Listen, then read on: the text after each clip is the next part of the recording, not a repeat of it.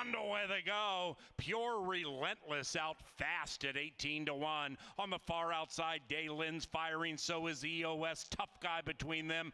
Daylin at 2-1 to win it by daylight.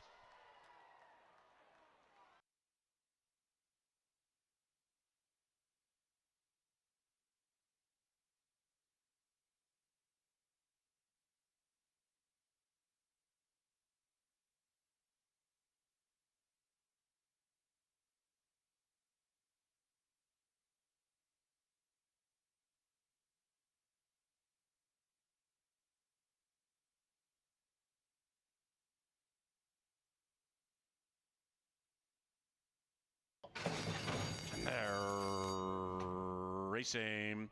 Mr. Fabricator at 2.5-1 out very fast. Mr. Fabricator outbreaks the field, takes the lead by 1. Lace Up is next. North Arm Bay just off the heels of that 1, and about 1.5 lengths from the lead to the inside of the favored Mongolian Champ, who's striding out and attempting to join for second, about 2.5 from it, but doing so wide. SoCal Red is last, but a close last. The 5 are separated by 5.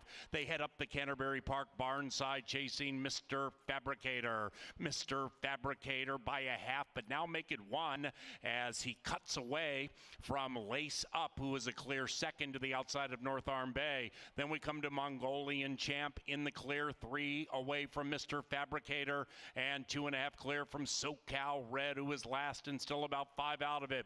Now they head into the far turn. No change to the pattern. 1, 3, 2, 5, 4. Mr. Fabricator 1.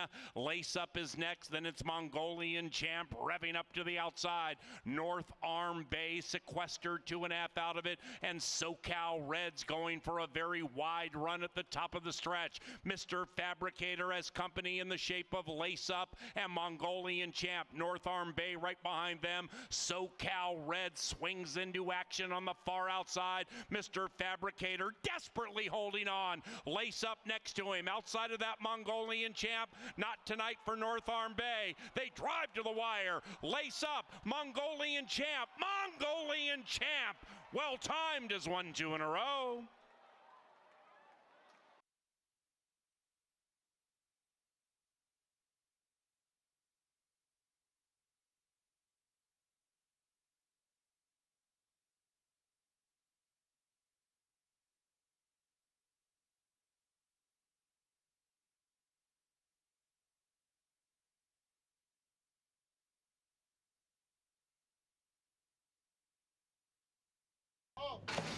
And they're racing. Bodenheimer was off in last. Bodenheimer missed it a bit and is in last. Vera Cruz is in first, cruising to the early lead. Kid Got Rhythm joins, and between them it's Bob's Business. Bodenheimer recovering quickly. Bodenheimer held tightly, 2 lengths from the lead off the heels of the leading 3, and to the outside of Aero Star. Into the far turn they roll, and it's Bob's Business. It's Bob's Business looking to win 2 in a row, leading it narrowly. After that, Vera Cruz, outside Kid Got Rhythm. Bodenheimer 4 lengths out of it to the outside of Aero Star as they head for home. It's Bob's Business at 2.5-1 with a tenuous lead. Vera Cruz 21-1 fighting diligently, but here comes Bodie. Bodenheimer from third to second, right up to the lead, and the People's Choice overcomes the bad start and prevails.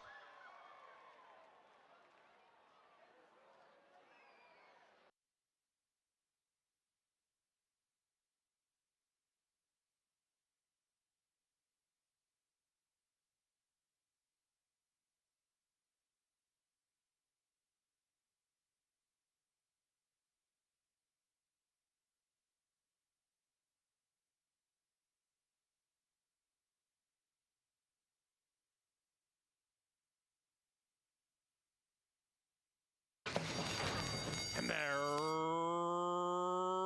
racing, and they broken a line. Sending is showing great early speed. Barb's Dream Come True takes way off the pace, and it's 4-3-1 and way back to that 2 as they come to the half-mile pole with about 4.5 to go. It is Sending and Kelsey Haar leading it by 3.5.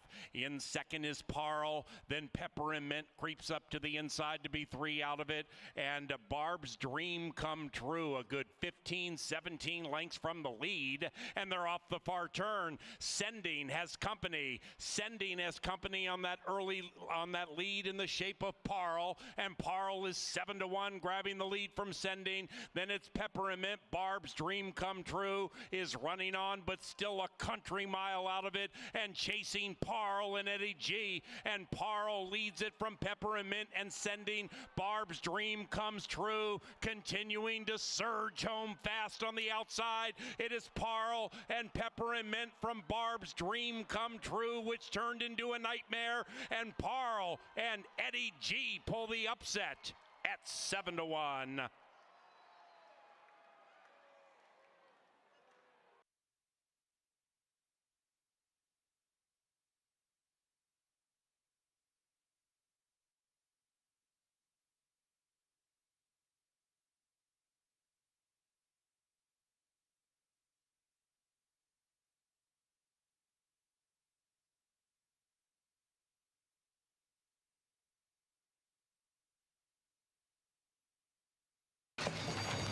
And they're racing. Excellent start, but shortly after said start, Matoli Princess pinched back to last.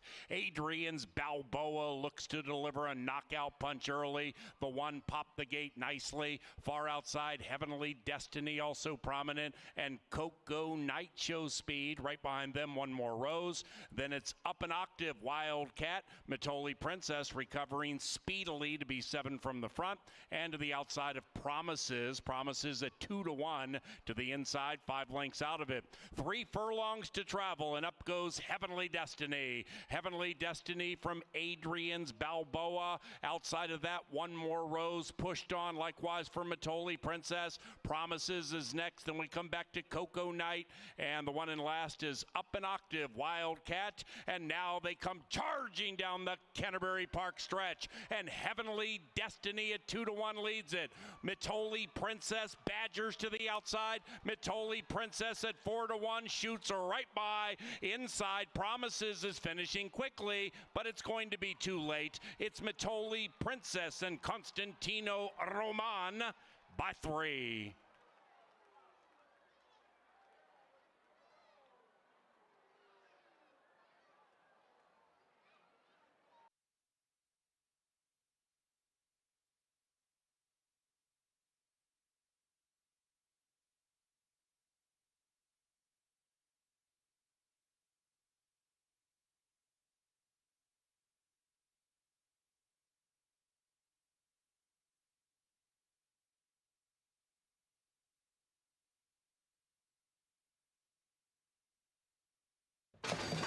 And they're racing. 86 Chevy out fast on the inside, but not as fast as Hay River. Action Seeker with speed, likewise for Elusive Doro, and those 3 line up as they corner. Then we come to Catholic Guilt. That one's a bit wide, about 6 out of it, and to the outside of Holiday Fantasy.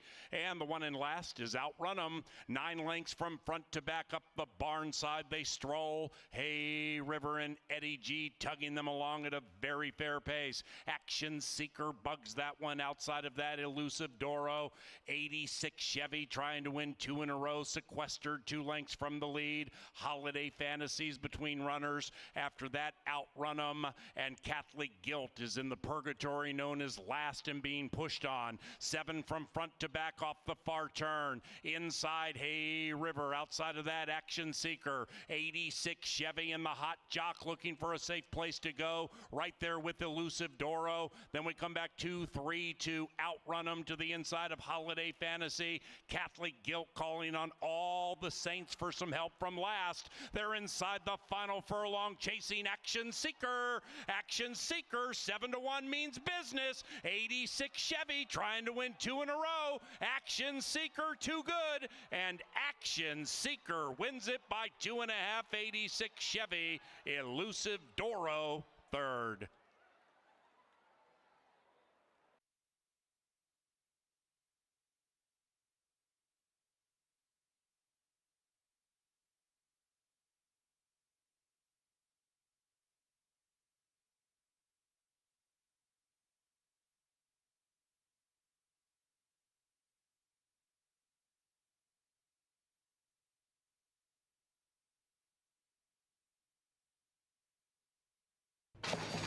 Come there, racing.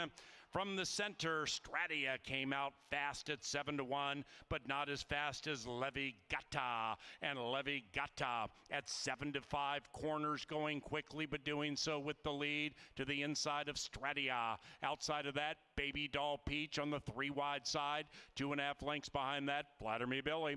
To the inside of Tamarack, those 5 are separated by 5 and have gone 5 clear from Melania T. After that, Cacanation, and the one in last is Smarty Be Good at 14-1, 9 lengths from the front, and the front belongs to Levi Gata. Number 1 is number 1 with a half mile to go. It's Levi Gata, badgered by Stratia. Right behind them, Baby Doll Peach still on the prowl, 2 lengths from the front. Flatter Me Billy sequestered, trapped to the inside of Tamarack. After that, it is Cacanation on the move. At one point, second last 8 out of it, now 4 out of it, and on the move. Then we come to Melania T, and still not much from Smarty Be Good. They're approaching the top of the stretch. Round about the quarter pole, up goes Stratia, and backwards goes Levi Gata. The 7-5 favorites doing the moonwalk. Baby Doll Peach is all over Stratia. Now Levi Gata is looking to re-engage on the inside. Outside of that is Tamarack, and a late run from Flatter Me Billy. Inside the final 150, it is Tamarack at 3.5-1. Tamarack from Flatter Me Billy. Here comes Billy. Flatter Me Billy wins.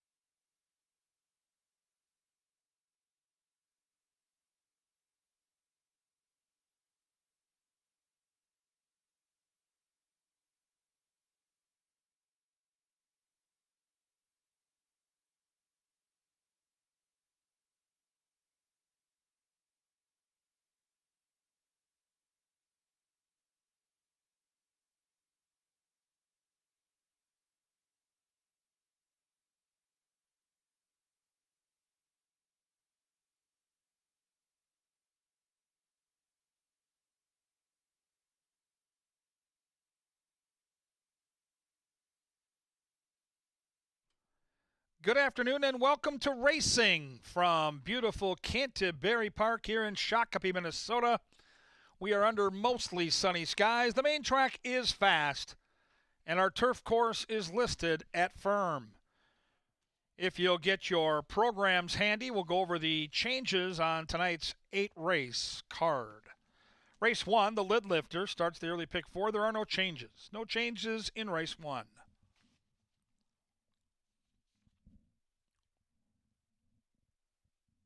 Race 2, number 2, now ridden by Eduardo Gallardo. Do note that Luis Fuentes will be off his mounts tonight at Canterbury. Race 2, number 2, Eddie G. Race 3 starts our 50-cent pick 4. Our middle pick 4 starts in the 3rd. On number 1, Riverside, the jockey now should be Eduardo Gallardo. Eddie G picks up the mount on number 1 in race 3. Race 4 starts our 50-cent pick 5 with that nation low 10% takeout. Pick 5, race 4. Scratch the 2, Chargin' Darlin', and the 7, Heavenly Tactic. 2 and 7 are out. Session Paris picks up the mount on number 1. Paris on Beautiful Judge. 2 and 7 are out of race 4.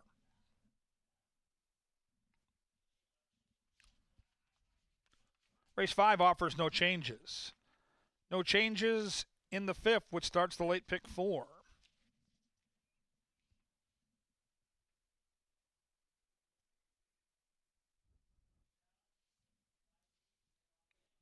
In race 6, scratch the 2, Found Jordan, and the 6, Dual Monarchy. 2 and 6 are out. Jermaine Bridgemahan picks up the mount on number 4. Bridgie on the 4, 2 and 6 out of race 6.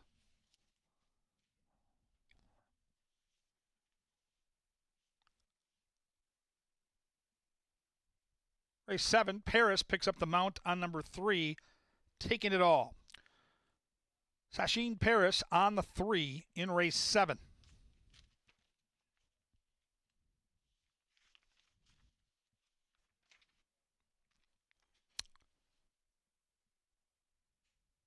Race 8, scratch 6, Hurricane Cloud.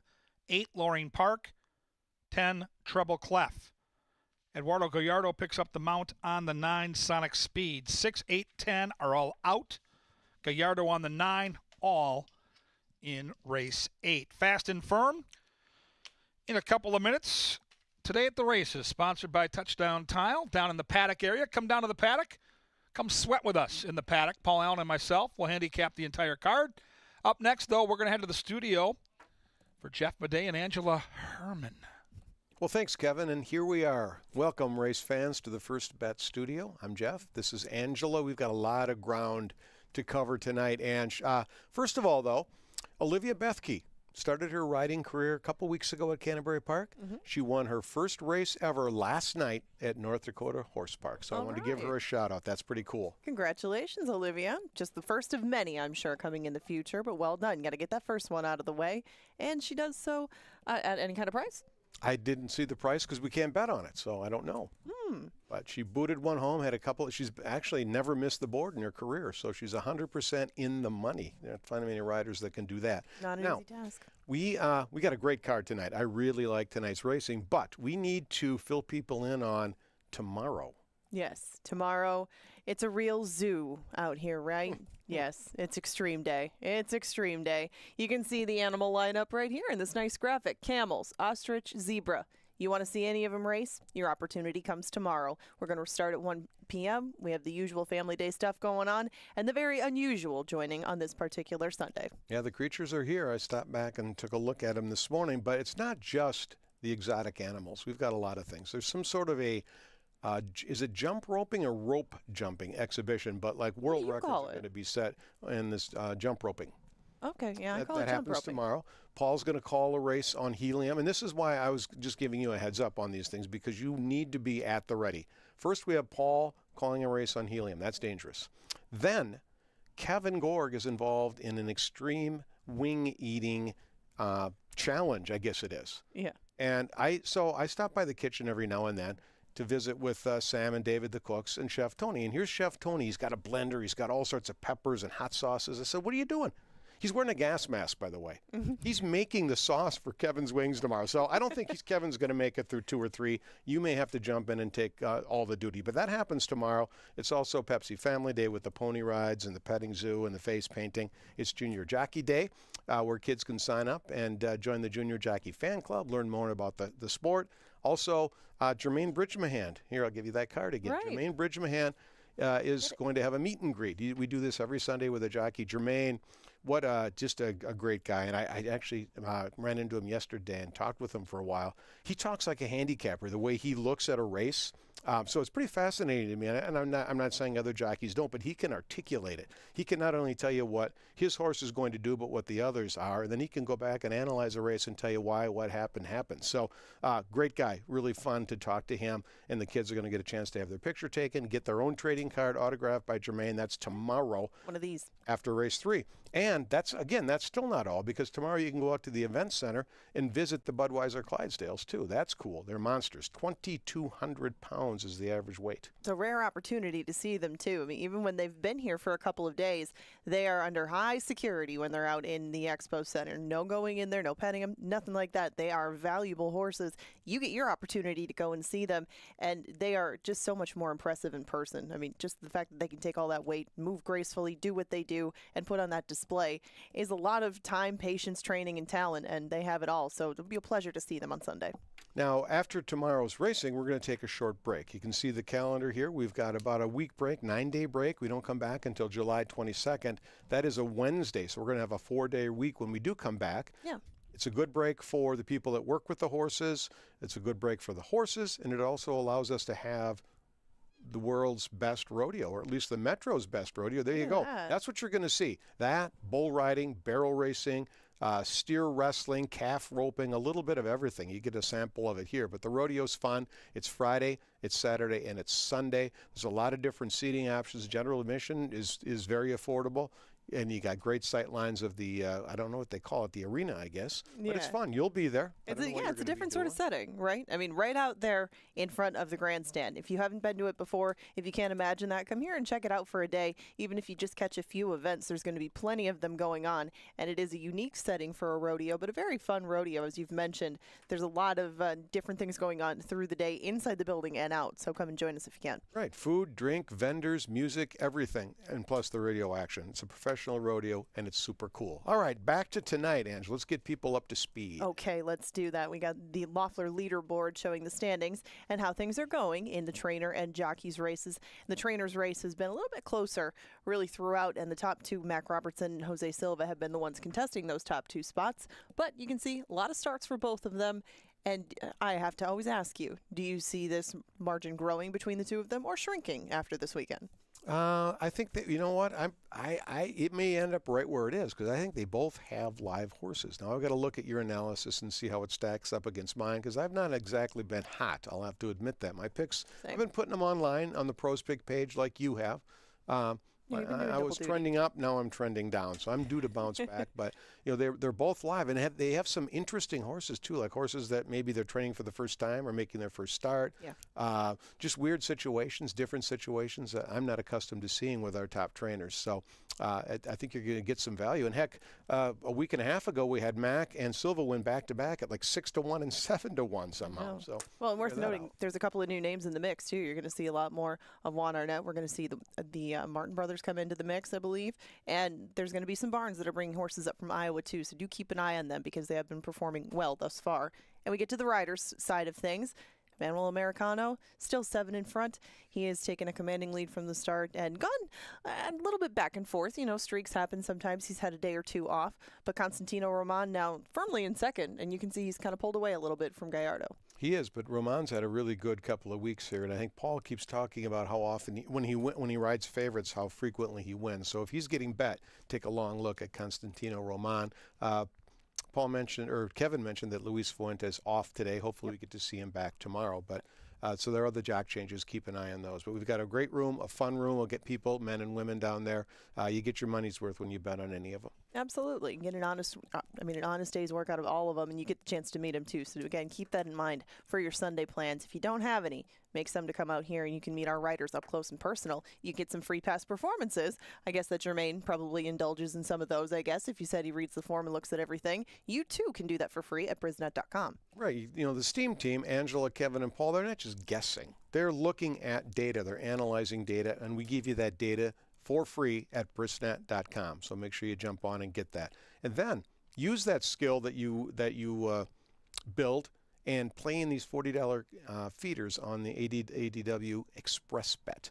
$20 gets you in, $20 bankroll. You make 5 win place bets. Whoever wins the most money with that 20 gets a $500 entry to another contest at the end of our season. And from there, you could go to Las Vegas and play in the National Horse Players Championship and win $1 million. So you can start with 40. Where can they get more information about how they can get into this and those subsequent contests that you talked about, because there are some commitments to both of them? Where do they get the info? Just go to CanterburyPark.com, check out the racebook page. Everything we do is listed right there. All right, now we're on to the live betting action of the day. You know, if you're going to do contests, you should do the Pick 5 as well. It's the lowest takeout in the country at 10%, and that is our last 5 races of the night. Now, of course, we have 8 today, so it'll start in race number 4, but that is a 50-cent minimum wager, and 10% gets taken out of the pool for Canterbury purposes. The rest of it goes back to the winners, and that, again, is the lowest in the Milky Way. It's the lowest all over the place, and you can see this is my ticket. It did get a little bit reformulated in race number 4. I had to change that one around because there were a couple of scratches that I thought might show some pace. Now that race is left without much pace, so I had to switch things over to Midnight Joy. She's switching surfaces. You get some 2-year-olds involved in the mix, so you spread out a little bit more, and we have good races to close our night. But my key to this one, the way that the ticket is hinged around Sonic Speed, is really going to be the crucial part. You got to get him home. You got to get him a little bit of luck and pace, but I really think he's a good fit in the last, and he's going to be the anchor to close out this ticket. If you multiply out all the combos, you get 48 of them, so a $24 ticket is where we land. That's what I got for the Pick 5. If you want to build up that ticket, add, subtract, it's just a good jumping off point, and that's what I think of that sequence.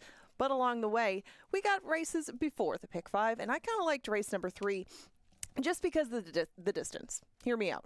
I respect the one Riverside. He's been very impressive in a couple of starts up here already at the meet, but it's a mile. It's not 7 furlongs this time, and I think you have some horses that are going to relish that change. That's the 2 Classify, Out of the Dark, and the 4 Sir Exton. So 2, 3, and 4, box them up for $12. I don't think any one of them is going to be the favorite, and that could make that pay.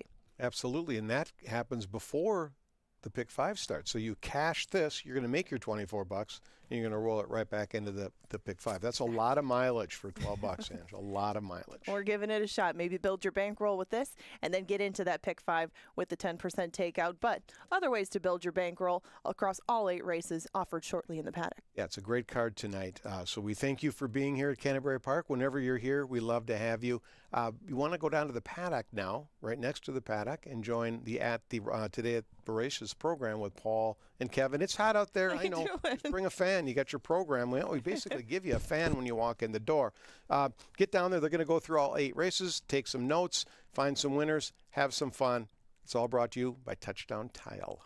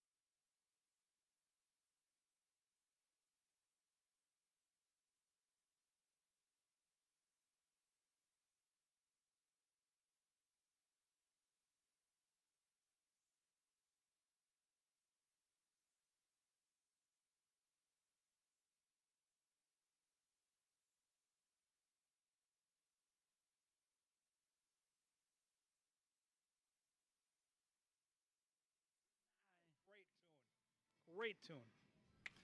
It is hot in this city, known as Shakopee. Shakopee being in the state of Minnesota. Kevin Gorg, Paul Allen, today at the races, courtesy of Touchdown Tile and TouchdownTile.com. Got a little breeze here right now, and today would be calm before the storm day, where tomorrow is extreme day. That means camels and zebras and ostriches. Oh my! They'll be racing on the main track. A lot of interesting festivities taking place tomorrow. I am going to call a race where they are going to make me sound like I'm on helium. I like it. So I've called a race here before with the help of Angela, part of the Steam team. Actually, while she talked between calls, hitting a helium tank, and that was many years ago. It was fun. The working buzz was substandard because it wore off so quickly. But nevertheless, we're not doing that tomorrow. They're going to do something on the board and process it, make it sound like I'm calling a race on helium, where I'm like, why don't you just pull one from 1996 Bay Meadows and change the names, and it'll be the exact same, you know? It's going to be your voice, though, honestly. Listening to races now and listening to when you were calling 30 years ago, it's amazing to me how much your voice has deepened. Well, there's a little something that happens to people called puberty, and I think You were going through puberty in the 90s? must have been. You've heard the change in the voice. You're not that young. From then to now. Now, this is a Saturday, all right, so we're back after a Thursday, and for those of you who come out to Canterbury on a semi-frequent basis, if you watch today at the races on Saturdays, you know that we unfurl Steam Team Steam each and every time we get these stats.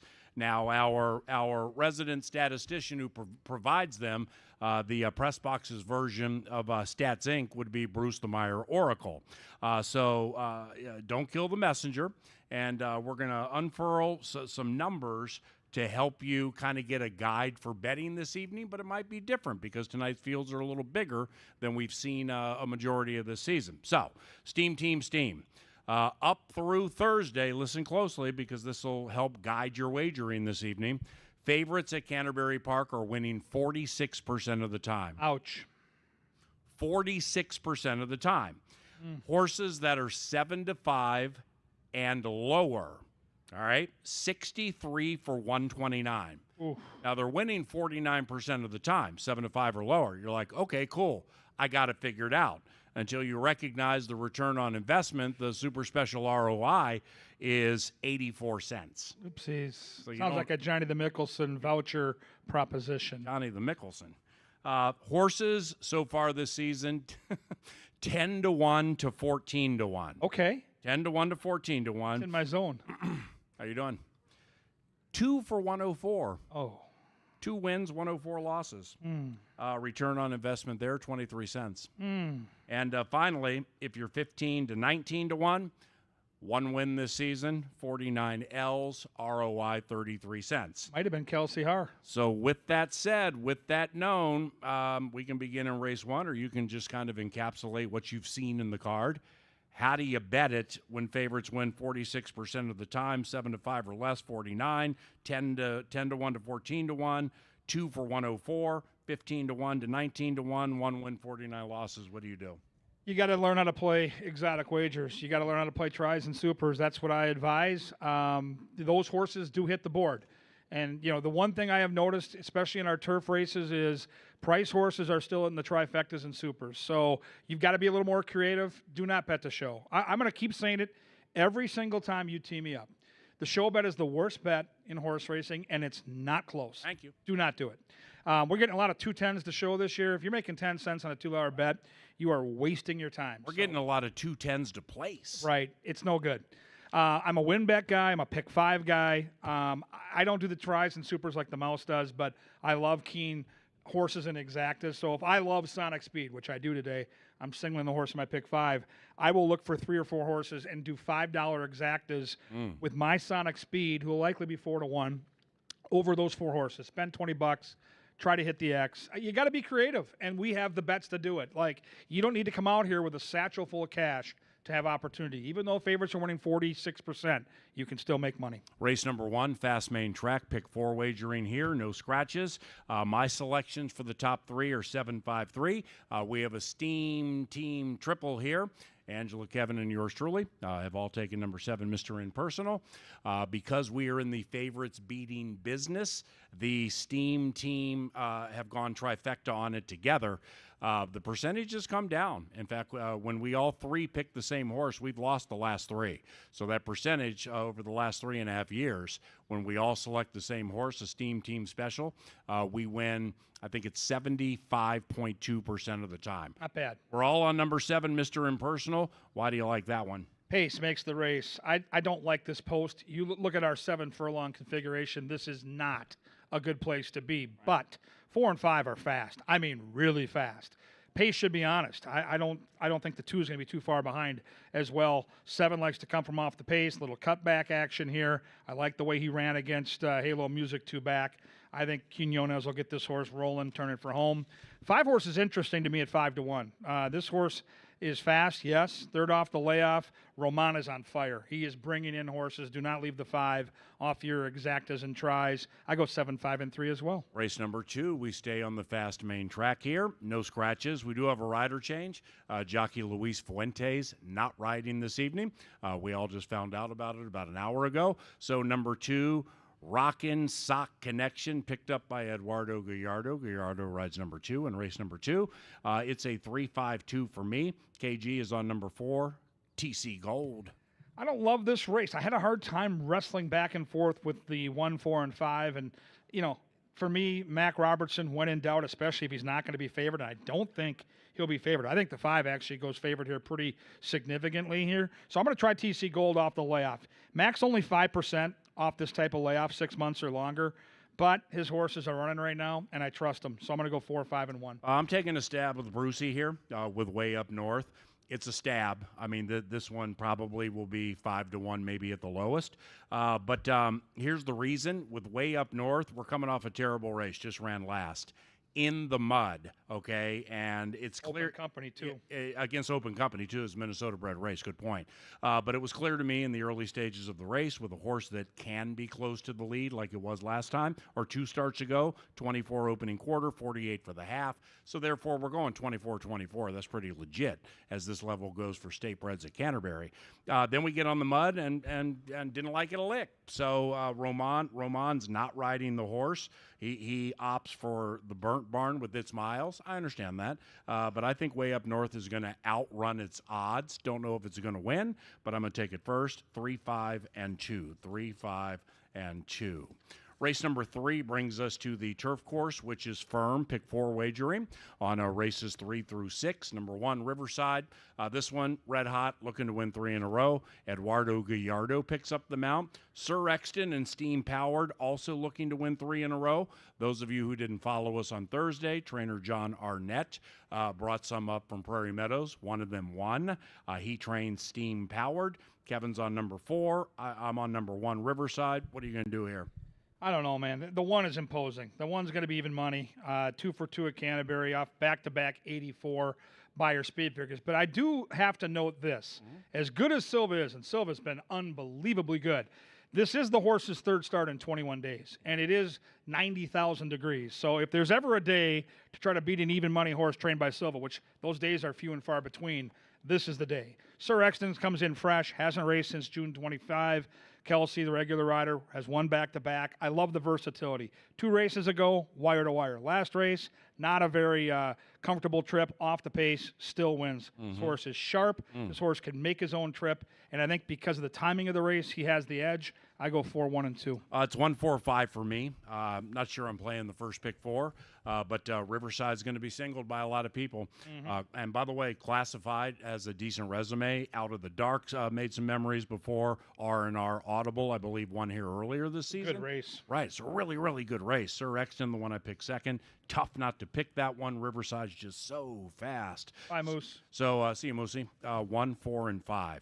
Race number 4 is on the turf course. This begins the 50-cent pick 5. Nation Low Takeout, 10%. Number 1, Beautiful Judge, is ridden by Sachin Paris. Scratch numbers 2 and 7. 2 and 7 are out of the race. 6, 4, 3 for me. 6, 4, 3 for me. But I find this one to have some wide open to it, too. What about you? I do as well. I was torn between the 4 and the 6. I went back and forth. I've got Eddie G winning a bunch of races tonight, and I think this is one of them. This horse is in really good form right now. Hasn't raced since June the 21st. We've got a nice little 3-week vacation in between starts, which I like the cadence of that. The barn is winning. Escobar's doing a nice job training. Mighty Maddie's going to be sneaky if Kelsey can shake loose. That's the big if for me. I don't see a ton of speed in the race. Maybe Cousin Lolly, but I go 4, 6, and 3, and I think the 6 is the horse to catch. Yeah, I think this Charging Darling scratch, not the fastest in the world on the early lead, but can get out to the early lead to badger somebody. The omission of that one kind of had me elevate Mighty Maddie. We're winless this season. We come to a claiming spot here where I just think it's going to be advantageous for Mighty Maddie. There have been some excuses along the way, whether it's horses that she's running against or whatever. But I'm not a big gut feeling guy. I had a tough time with this race, fell into Mighty Maddie, and we'll see what she can do. Race number 5 begins the final pick for cool races when we have races like this.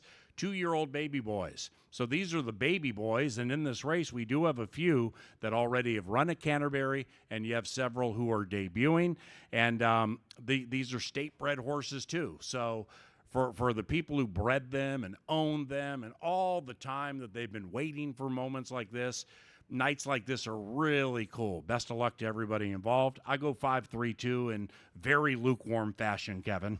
Yeah, I was really, really torn between 3, 5, and 7. I'm going to use all 3 on my pick 5. I just found it to be a huge advantage to have a good start for a 2-year-old under the belt, and I really liked the way Found the Secret ran last time. Mighty Samurai was well-meant and won the race smartly. 5 could have all kinds of talent. Americano gets on. The workouts are sharp. 7 to me looks like a really playable horse. I don't love that post with that quick run into the turn, but I go 3, 5, and 7 thinking experience will matter here. It's 5-3-2 for me. When you have 2 in the race, like trainer Tony Rengstorff does, Bethke has a couple in here also. But with fun-loving guy and I'm a complex guy, how do you split the guys, like as to which one you like more and why? Well, it's tough because Kelsey has more mounts for Tony, but she's won at 5%. So she's got 21 mounts at Canterbury for that guy the last 2 seasons, where Eddie G's only got 10, but Eddie G's winning at 30%. So it looks like he's getting the more live mounts in the barn. So that's why I would shade the 7 slightly over the 2. But, the other factor could be the post. Like, that's a quick run into that turn. If you don't have a ton of early foot, it looks like the 3 is going to be out there. Very hard call, though. You're right. Tony's got 2 nice ones there. So I took number 5, Tappy. I like the workout pattern. Mm-hmm. The times, as Angela likes to remind us, time only matters in prison. But the times apparently, they look good. Jeez. And with Tappy, I just like the workout pattern. And traditionally, Joel's been really, really good with first-time starters and talented horses, getting them ready to win their first start. So I'll try Tappy. We'll see what the odds are on old Tappy, number 5. Tap. Race number 6 of the 8-race card, back to the turf. Couple of scratches here. Scratch 2 and 6. Number 4, Zoffarelli, is now ridden by Jermaine Bridgman. Couple of scratches here reduces it to 6. Still a really, really cool race. Kevin and I took number 4, Zoffarelli. Angela's on Haunted Haze, who's done damage at Canterbury. I pick at 4-8-5. Athens Moon has made some good money this season. Chromed Impulse has jumped up and been part of things before at a big price. But Zoffarelli got over the hump last time. That matters to me. What about you? Yeah, I'm with you. I think the pace is going to be more than fair. The bookenders both are so fast. I think it's going to be a 23 flat. It's going to be a 46 and change. So I like Zoffarelli a lot to win the race. If you're playing the exactas, tries, or supers, do not leave the 7, Mendelssohn Joy, off your tickets. 3rd off the layoff, 6-year-old horse. 9 starts at Canterbury, 8 for 9 in the trifecta. And this horse is going to be 6, 7, 8 to 1. So, yeah, I love the 4. It's my power play of bet of the night. But I'm telling you, get the 7 into the exotics and we'll have a lot of fun. Our little buddy, Santiago Tranquilino, his sister Valentina's over there, who came up to clip on us with that Apple Watch charger the other night. Yes. It's his mother's birthday. No. Happy birthday, Maribel Nova, right? Yeah, Maribel Nova. Happy birthday. Might even be behind us now. Card-carrying member of Backside USA and part of a team that makes the best homemade tamales you'll ever have. Ooh. Ooh. Happy birthday, Maribel, from all of us here. When I say Zaffarelli got over the hump last time, and that matters to me, what I mean is the owners of the horse, Rocket Wrench Racing, led by a dear friend of mine, Justin Revac. I remember when Zaffarelli was claimed by those guys. Wow. So Zaffarelli was claimed, I believe it was at Turf Paradise in March. All right, looked like a good claim. So now I'm betting on the horse every single time from afar because I'm pulling for Justin. And so I've watched all of Zaffarelli's races. And there have been 2 for sure, and then 1 at some point of the race where I would have bet everything Zaffarelli's going to win and just kind of hung around and got a second. So getting over the hump and bursting with confidence from getting that victory, I think it matters for Zaffarelli, and I think he's really, really sharp. So I'm making a win bet on number 4, depending on the odds. I'll pick it 4, 8, and 5. 7th race, no scratches, but number 3, Taking It All, is now ridden by Sachin Paris. I go 7-1-6, 7-1-6. Yeah, I'm going to go with I'm keen in on the 1 and the 8. I like the bookenders here a lot. I think Collected Glory, who's 3 for 38, which is pesky, is second off the layoff and ran way too well last time not to get the money. I think the 1's going to win here. I think the 8 is super sneaky at near 5-1. I get the Wildcat Mini Steam. That horse loves Canterbury. And I know you're going to get into your angle with the 7. So I go 1, 8, and 7, but I'm keen on the 1 and 8 on top. Yeah, I'm going with the 7. I don't have a ton of conviction with it. I just think I know what I'm going to get from Wildcat Mini. Doesn't exactly have to be last time, but the horse is consistent. And Mr. Matson wins races here. So not saying I'm singling it or anything, but 7-1-6. I'm going to get out of the way here in the 8th race because I know Kevin loves number 9, Sonic Speed. I pick it 7, 9, and 2. And here's how the chaser put it together. We're sending all the right messages. Number 2, Mansoura, is ridden by Kelsey Haar, who rides horses that I own. Number 7 is co-owned by Stacy Boyer, former Eden Prairie police officer and longtime dear friend of mine. And number 9 is owned by Justin Revac and Rocket Wrench, the Rocket Wrench Group, and I love them. So we're not going to have any, why didn't you pick my horse terrorism here? I just put them all 1, 2, 3. So I go 7, 9, 2. Yeah, I looked at the speed of the race. Hot Legs Romalo, the 1, all speed. Shut Up Michael, the 4, all speed. Victorious Vanda won't be far behind. Crew Dragon's quick. Sonic Speed, even though it's an outside post, can draft in behind, make 1 run. Come on, Eddie G. Eddie G wins at least 2, maybe 3 races tonight, and this is my pick 5 single. I love the 9 in race 8. I go 9-3-7. For Kevin Gorg, I'm Paul Allen. Thanks for watching today at the races. Top floor beer cooler. Here we come. Yeah, I'll be there in 2 minutes.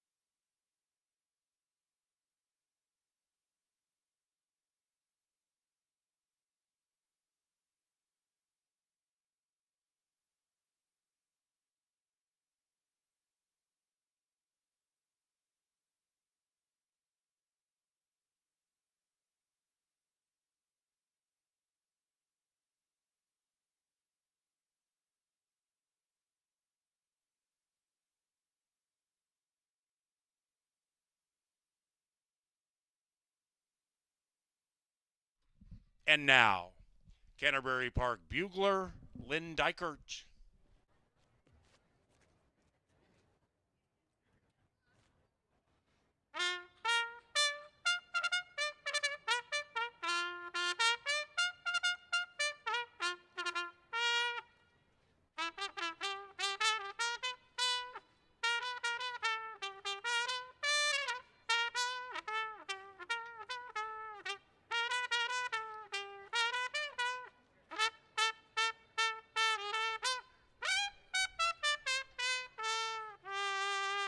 Great job as usual. Good seeing you, Lynn.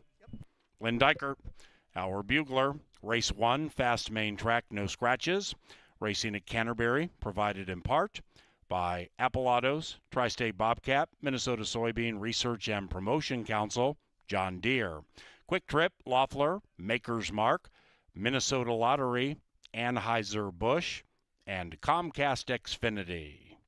Our special groups are Michelle's Bachelorette Party, Jace's Bachelor Party, and the Dean family. 5 minutes. Welcome.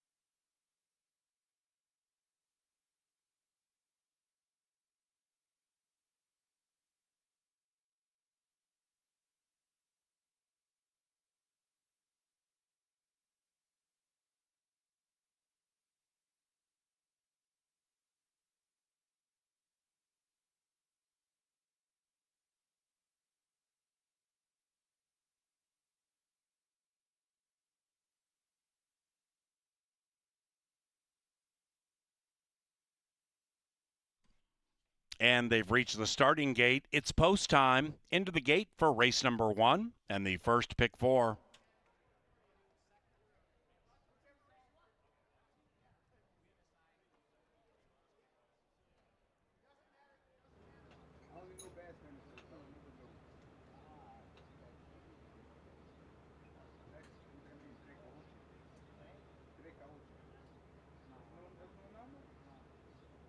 Mr. Impersonal, our 6-5 favorite, as they link up with the starting gate for a 7-furlong race.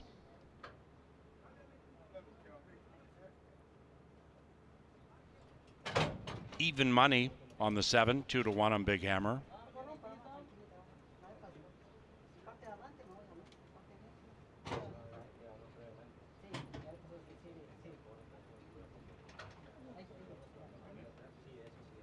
Phantom Express, Big Hammer next in. And 2 back, Scottish Storm and Mr. Impersonal.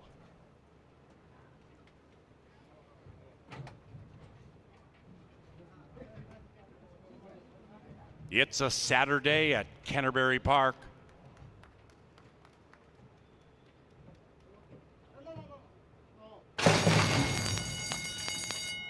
And the race aim. Big Hammer looks to lay down the law early with that speed. Big Hammer fires out very confidently. Phantom Express also with speed between them is Mischievous Al.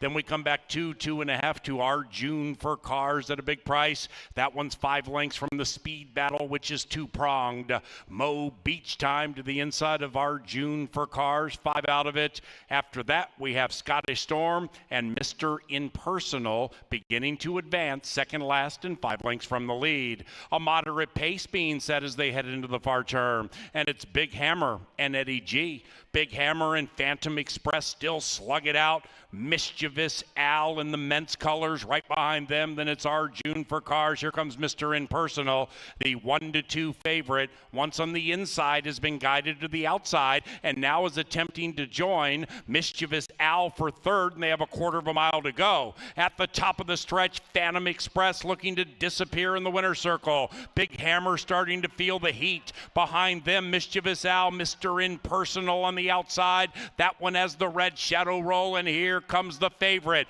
Big Hammer swings back nicely. Big Hammer 5-2, fighting them all off. Phantom Express trying to re-engage at 11-1, but Big Hammer has nailed them.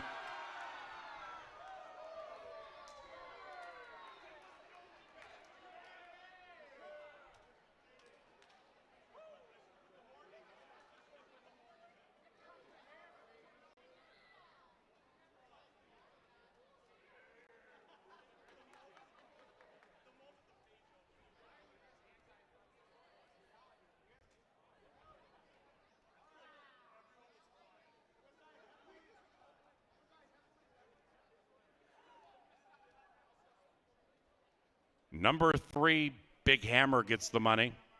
3-5-7-4. It's unofficial.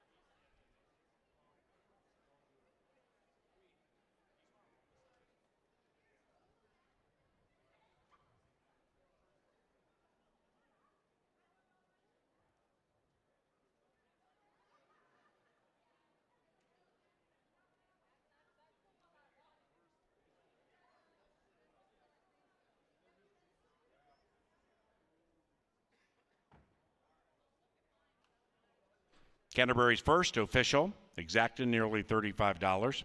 50-cent trifecta, $28.20. 10-cent superfecta, 3574, $16 and change. And race number 2 is next. It's about 23 minutes from now. Number 2, Rockin' Sock Connection, ridden by Eduardo Gallardo. Thanks to Apple Autos, the official vehicle supplier to Canterbury Park, Comcast Xfinity, and Furniture Mart. Race number 2 around the corner. It takes off about 5:35.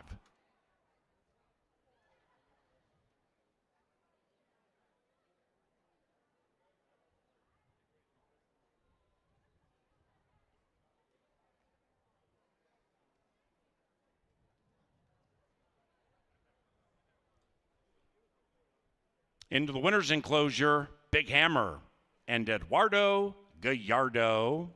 The winning owners, Novogratz Racing Stable, and the winning trainer, Cody Rosine.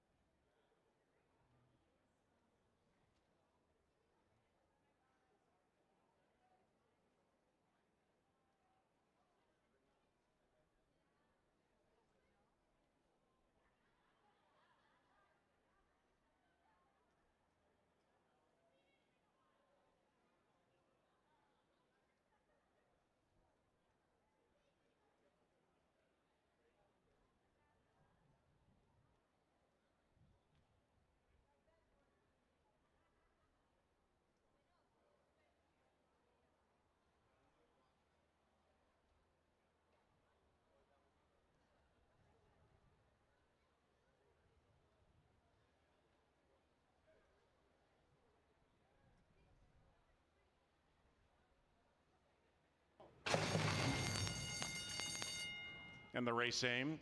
Big Hammer looks to lay down the law early with that speed. Big Hammer fires out very confidently. Phantom Express also with speed between them is Mischievous Al. Then we come back 2.5 to our June for Cars at a big price. That one's 5 lengths from the speed battle, which is 2-pronged. Mo Beach Time to the inside of our June for Cars, 5 out of it. After that, we have Scottish Storm and Mr. Impersonal beginning to advance, second last and 5 lengths from the lead. A moderate pace being set as they head into the far turn, and it's Big Hammer and Eddie G. Big Hammer and Phantom Express still slug it out. Mischievous Al in the Ment's colors right behind them. Then it's our June for Cars. Here comes Mr. Impersonal, the 1-2 favorite. Once on the inside has been guided to the outside and now is attempting to join. Mischievous Al for third, and they have a 1/4 mile to go. At the top of the stretch, Phantom Express looking to disappear in the winner's circle. Big Hammer starting to feel the heat. Behind them, Mischievous Al, Mr. Impersonal on the outside. That one has the red shadow roll. And here comes the favorite. Big Hammer swings back nicely. Big Hammer 5-2, fighting them all off. Phantom Express trying to re-engage at 11-1, but Big Hammer has nailed them.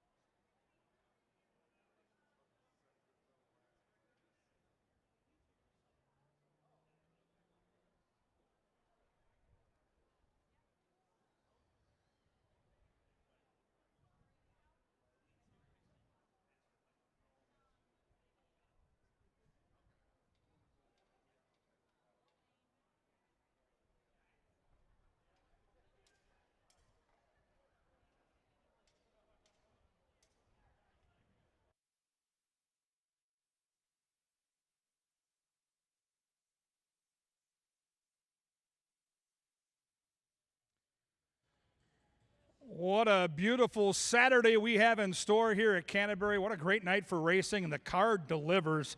Of course, our final weekend before the awesome rodeo takes center stage. And if you're new to Canterbury, maybe new to technology, which, again, I'm in that category, my email is still earthlink.net, for goodness sake.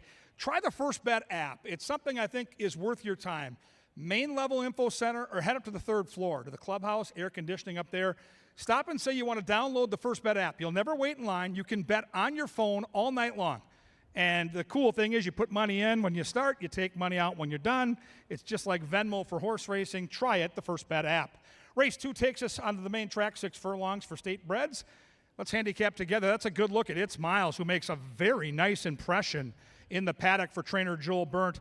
Constantino Roman, the jockey, red hot in the last couple weeks of racing. He's been bringing in a bunch of horses, some nice prices too. He won in the turf in the nightcap on Thursday.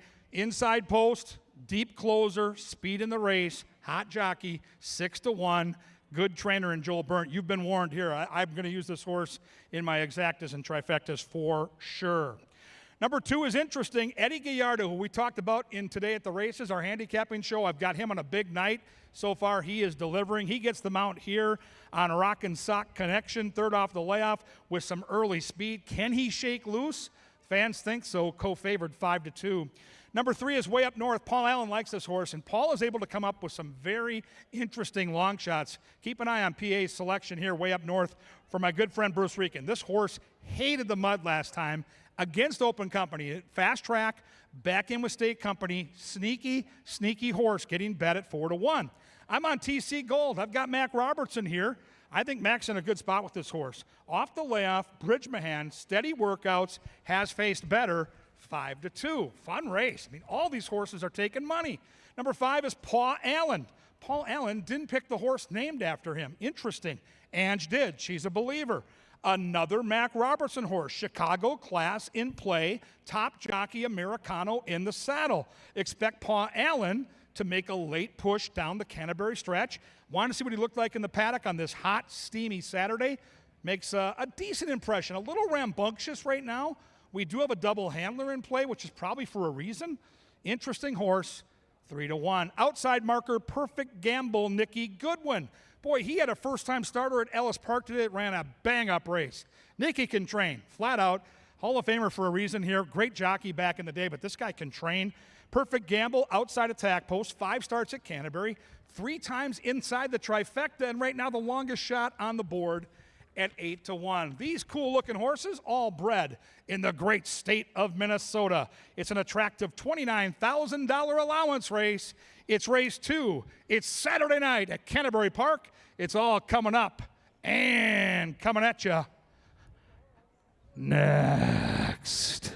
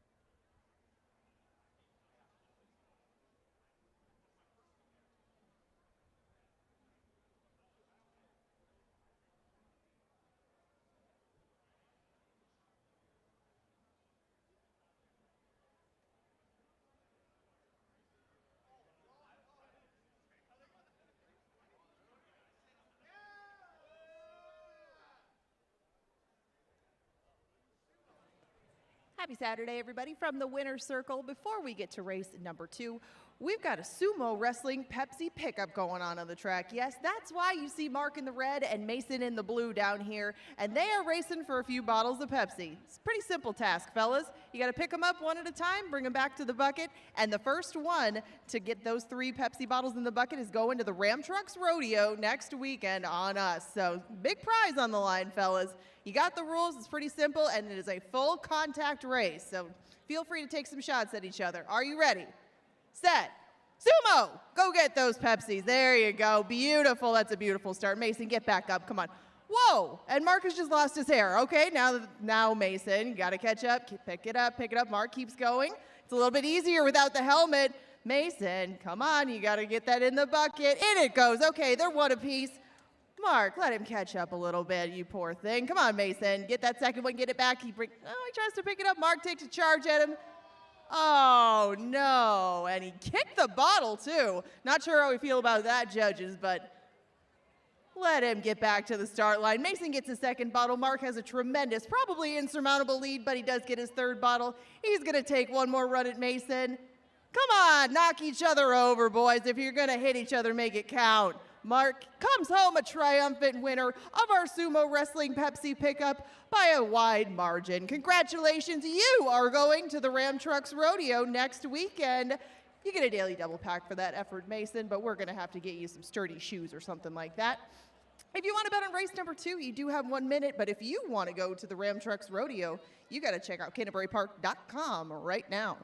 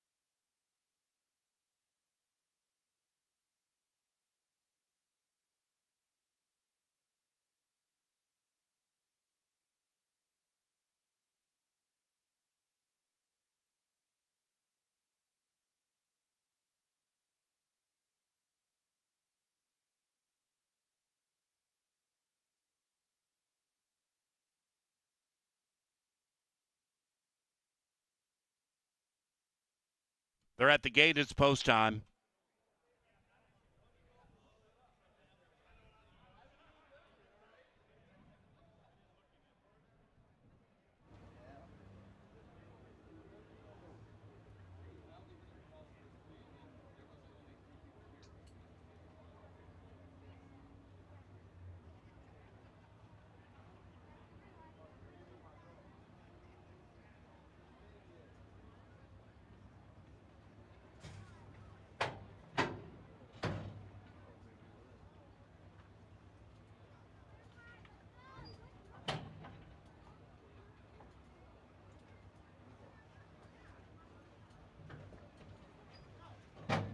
Moving in line. Rockin' Sock Connection, 2-1 in favor. Here is Paul Allen to move in. And Perfect Gamble last in line. It's a 6-pack on a sweltering Saturday in Shakopee. And they're racing. TC Gold won the start. TC Gold pops nicely. So does Rockin' Sockin' Connection. The jock's looking for a double sweep. After that, Paul Allen was emerging, but then between horses, checked back to 4th, overtaken by Perfect Gamble. Then we come to It's Miles, moving up coyly, 2.5 from the front. Way up north is only 4 lengths from the lead. All 6 separated by 4, and they're chasing the 2. It's Rockin' Sock Connection, 1.5. Rockin' Sock Connection leads it from TC Gold, shaking up. Then it's Miles to the inside. Perfect Gamble feeling the heat wide. Way up north, 5 out of it. Paul Allen last quarter pole. Around about said quarter pole, they're chasing Rockin' Sock Connection. Rockin' Sock Connection, 9-5, still shows the way. It's Miles is next, right behind that one, then TC Gold. Perfect Gamble, late move from way up north. Chasing Rockin' Sock Connection, whose lead is ever widening. Rockin' Sock Connection, way up north inside. It's Miles outside. Rockin' Sock Connection, it's a double sweep for Eddie G.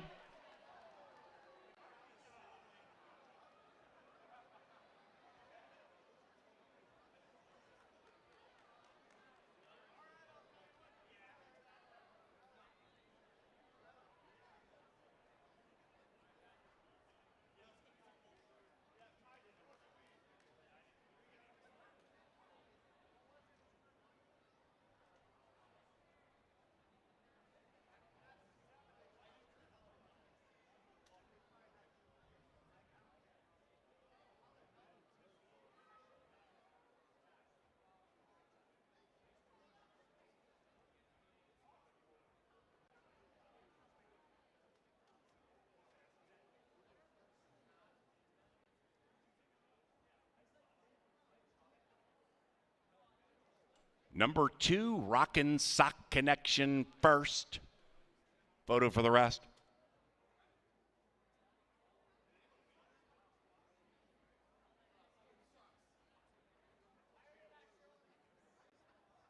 The numbers 2, 1, 4, 3.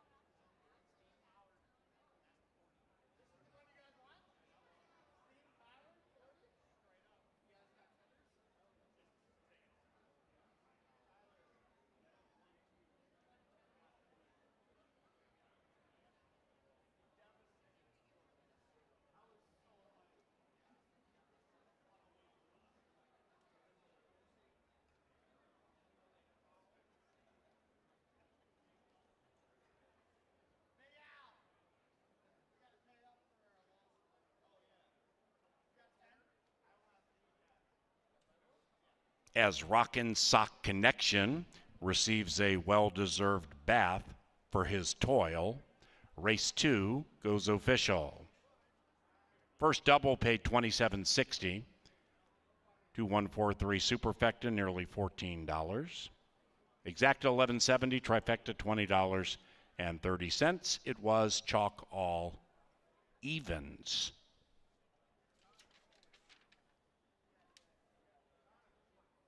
The third race is about 20 minutes from now. Number 1, Riverside, is ridden by Eduardo Gallardo. And the third is courtesy of Anheuser-Busch and Quick Trip. For every 16-ounce Budweiser you purchase at Canterbury, $1 heads to the Folds of Honor Foundation, which benefits families of America's fallen and disabled veterans and first responders. Anheuser-Busch, thank you. Now entering the winner's enclosure, Rockin' Sock Connection. Back-to-back victories for Eduardo Gallardo. Winning owners, Dan Chersvik and Nick and Tamara Metzin. And the winning trainer, Mike Beeler. Rockin' Sock Connection is a 4-year-old bay son of midshipman out of Moon Dancer. Bred in Minnesota by the winning owners.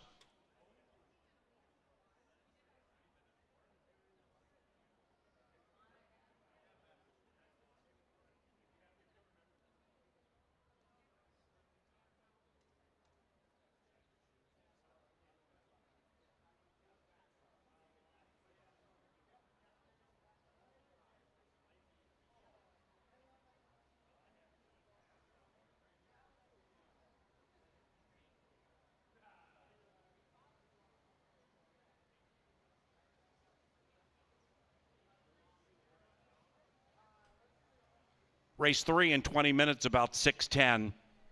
Don't get shut out.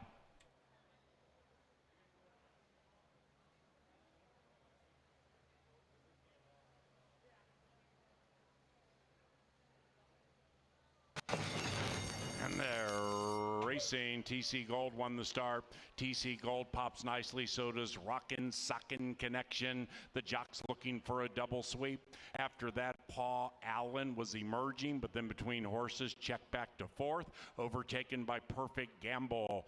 Then we come to It's Miles, moving up coyly, 2.5 from the front. Way up north is only 4 lengths from the lead. All 6 separated by 4, and they're chasing the 2. It's Rockin' Sock Connection, 1.5. Rockin' Sock Connection leads it from TC Gold, shaking up. Then it's Miles to the inside. Perfect Gamble feeling the heat wide. Way up north, 5 out of it. Paw Allen last quarter pole. Around about said quarter pole, they're chasing Rockin' Sock Connection. Rockin' Sock Connection, 9-5, still shows the way. It's Miles is next, right behind that one, then TC Gold. Perfect Gamble, late move from way up north, chasing Rockin' Sock Connection, whose lead is ever widening. Rockin' Sock Connection, way up north, inside. It's Miles outside. Rockin' Sock Connection, it's a double sweep for Eddie G.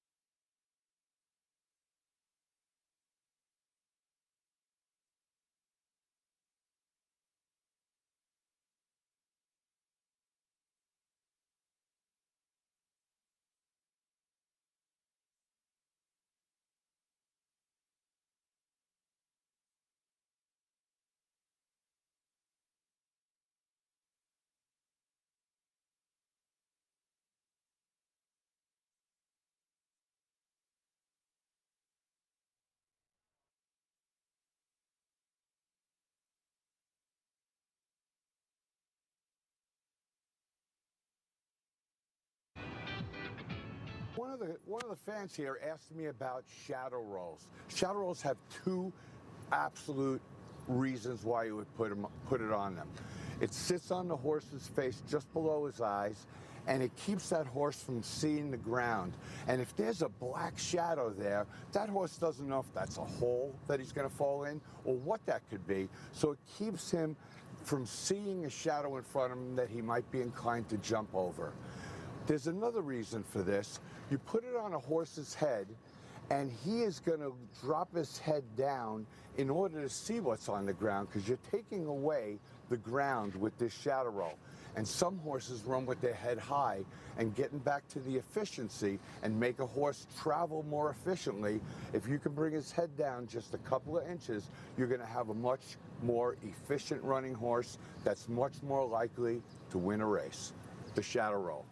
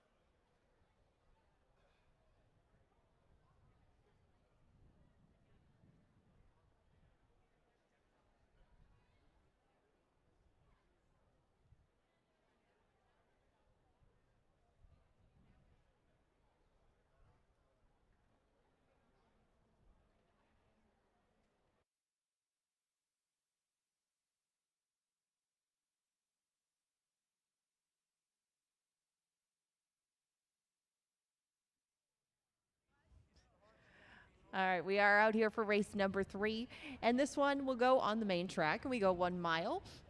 And in race number 3, we got the nice group of claimers. This is an optional claiming group. We got 6 going to post. Please make the rider on number 1, Riverside, Eddie Gallardo. He's trying to get all 3 of our first 3 races, and he's on the morning line favorite Riverside, trying to get 3 wins in a row. Seems very doable considering that he drew the inside post again, and he might not have too much pressure on the front end. A lot will depend on Sir Exton and Kelsey Haar and how much pressure they can put on this leader up front, as Riverside has not been right on the pace, but he's been going in shorter races. I would not expect him to be too far out of this at any point, and Riverside has done a lot of work at a mile, but a lot of that was out at Santa Anita and in Canada at earlier points in his career. We'll see what he can do here, because really this horse has been just a touch more, I guess, automatic, going 6.5 and 7 furlongs in his time. It worked out well for him here going 7. We'll see if he can stretch it to a mile. He's liked this main track an awful lot. Right now he is 2-1. 7-2 is the price on Classify. Classify is Mac Robertson's charge, looking for yet another win over our main track. He likes it a lot here, but Classify was in that aforementioned 7 furlong race won by Riverside, and I thought that Classify might like getting back to a mile rather than 7. He's getting a little bit warm out here. That's Classify. Usually he does. It's a hot day, but you get 7-2 on him. That's not bad for a horse that I think will improve off that most recent effort. There was quite a ways between him and Riverside, but Classify is still one that I think can really find his feet after a couple of starts at this meet, and that was only start number 1 of the year up at Canterbury. Out of the Dark is my top choice in here. Now, Out of the Dark will need some help up front. He needs some pace. That was the question with Riverside and Sir Exton, but Out of the Dark was the one that I thought the most in here was looking for a mile. He's just been so solid in the past when he's at Canterbury and when he's going 2 turns. These 1-turn races that he's been in recently haven't been bad efforts. It's just maybe not exactly where he would like to be in the distance scheme. You're going to get 3-1 on him. I would expect that price to maybe go up, but he is taking some money at the moment, and you get 9-2 respectively on each Sir Exton and Steam Powered. Sir Exton I had some interest in, and this is Kevin's choice in here. He should be a part of the pace. That's what he likes to be doing, and he likes to take his speed 2 turns. It was a little bit of a different start of the meet to him. He didn't get such a great break on May 23rd when he first started out, but he's now posted 2 wins in a row as well, and he's done both of those going a mile. So Sir Exton makes a lot of sense in here, especially for that price of 9-2. That probably won't stick, and being to the outside of Riverside can only help this one's prospects in a duel. Really like Sir Exton at that price, but Steam Powered is another kind of X factor in here because he's never run at Canterbury, at least on our dirt, and Steam Powered is trying to build a 3-race win streak of his own, but started it in Tampa. And last time around, he did get up by a neck. That was his 3rd lifetime win. It was kind of a grinding sort of win on the outside. It's not like he was really pulling away with authority. Got a wide trip that day, though. That was on May 9th, too. We haven't seen much of him prior to that, and we haven't seen him since. Those are the 2 main questions with him, but you do get 5-1 if you like him. R&R Audible on the outside is the other Padilla runner. He's 7-1 at the moment. Did pull, I guess, a little bit of a surprise earlier on against some of these other ones at a shorter distance, but R&R Audible is one that I think I would like at just a little bit touch shorter race. He likes to come on late, and he drew the outside post. Maybe some things working against him, but that's why you do get 7-1. We're 6 minutes away from race number 3. You can do win, play, show, exactas, tries, supers, doubles, pick 3s, and pick 4 wagering. If you would like to do so in this 3rd race, it's a competitive group going a mile. The board is spelling that out, and they are led by their 2-1 favorite, Riverside. This one is going off pretty soon. They're headed to the track right now. Lynn Dykert will put them there, and after that, stay tuned. KG and his power play coming up and coming at you next.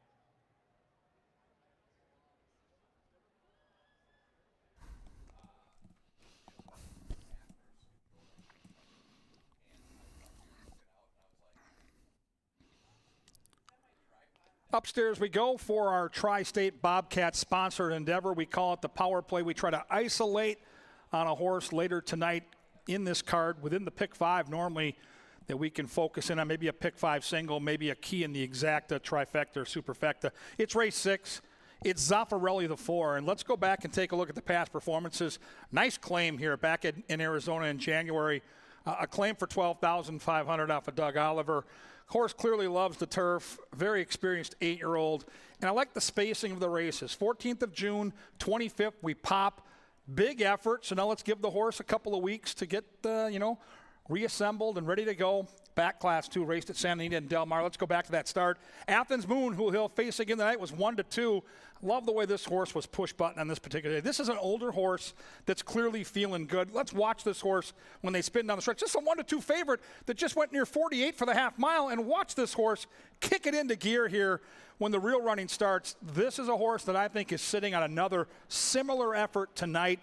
Probably going to get around 5-2. It is a horse I am going to definitely focus in on the pick 5. It's race 6, and it's the 4. Zaffarelli, good luck.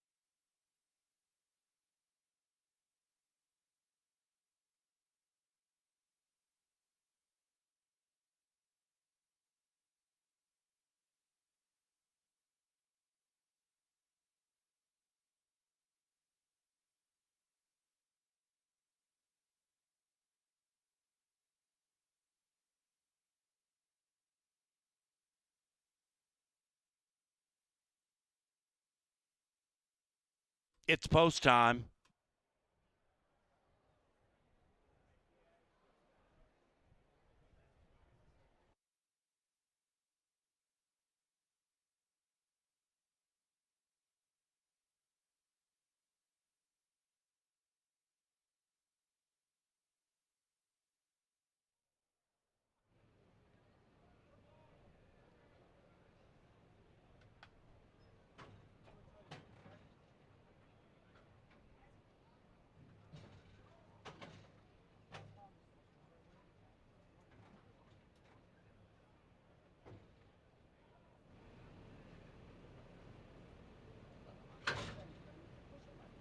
Two back. And one out.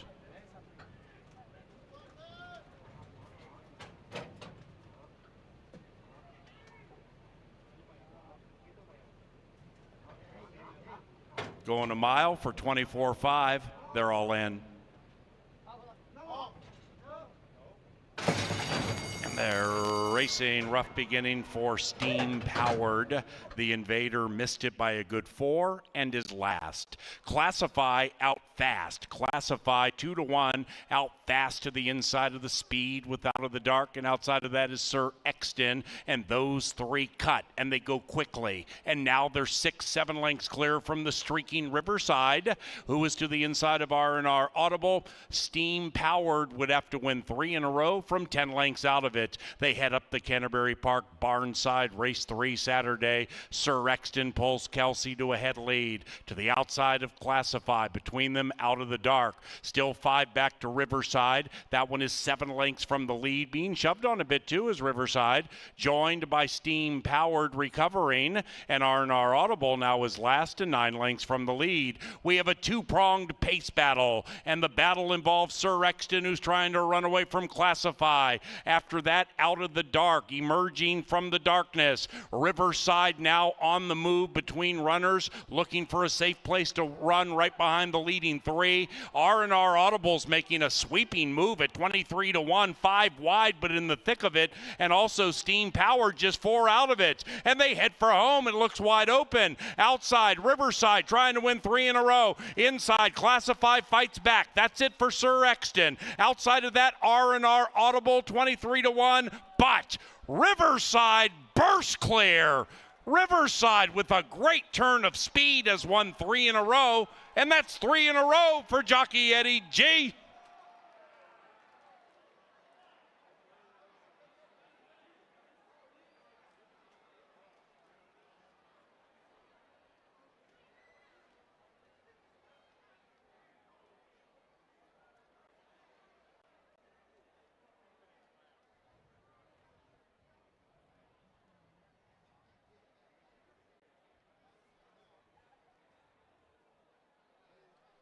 Number 1, Riverside convincingly. R&R Audible second. Photo for the try.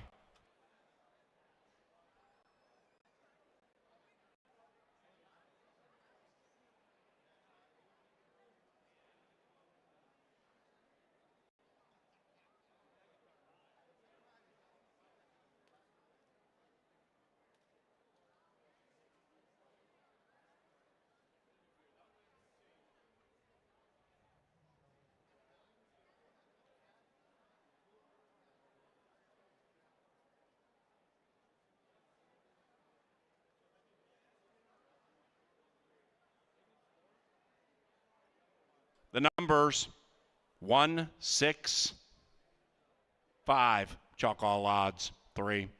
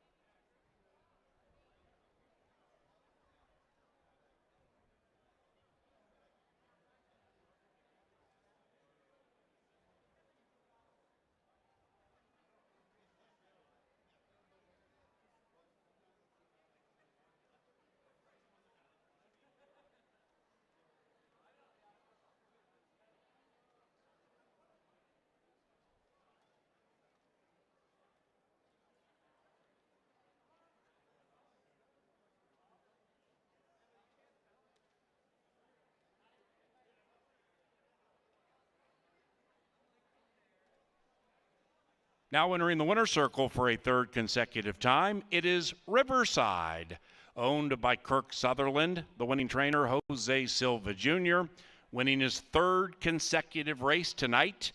It is jockey Eduardo Gallardo. Race 3 is official. First pick 3, $29.10. Trifecta, 3 to 5 shot wins, still pays $130.55.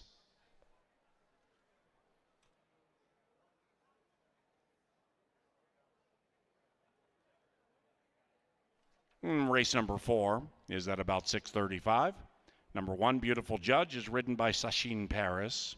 Scratch numbers 2, Charging Darling, and 7, Heavenly Tactic. Turf course, Firm. Pick 5 wagering on races 4 through 8. It's only 50 cents. Sometimes pays thousands of dollars. Fourth race, about 20 minutes from now.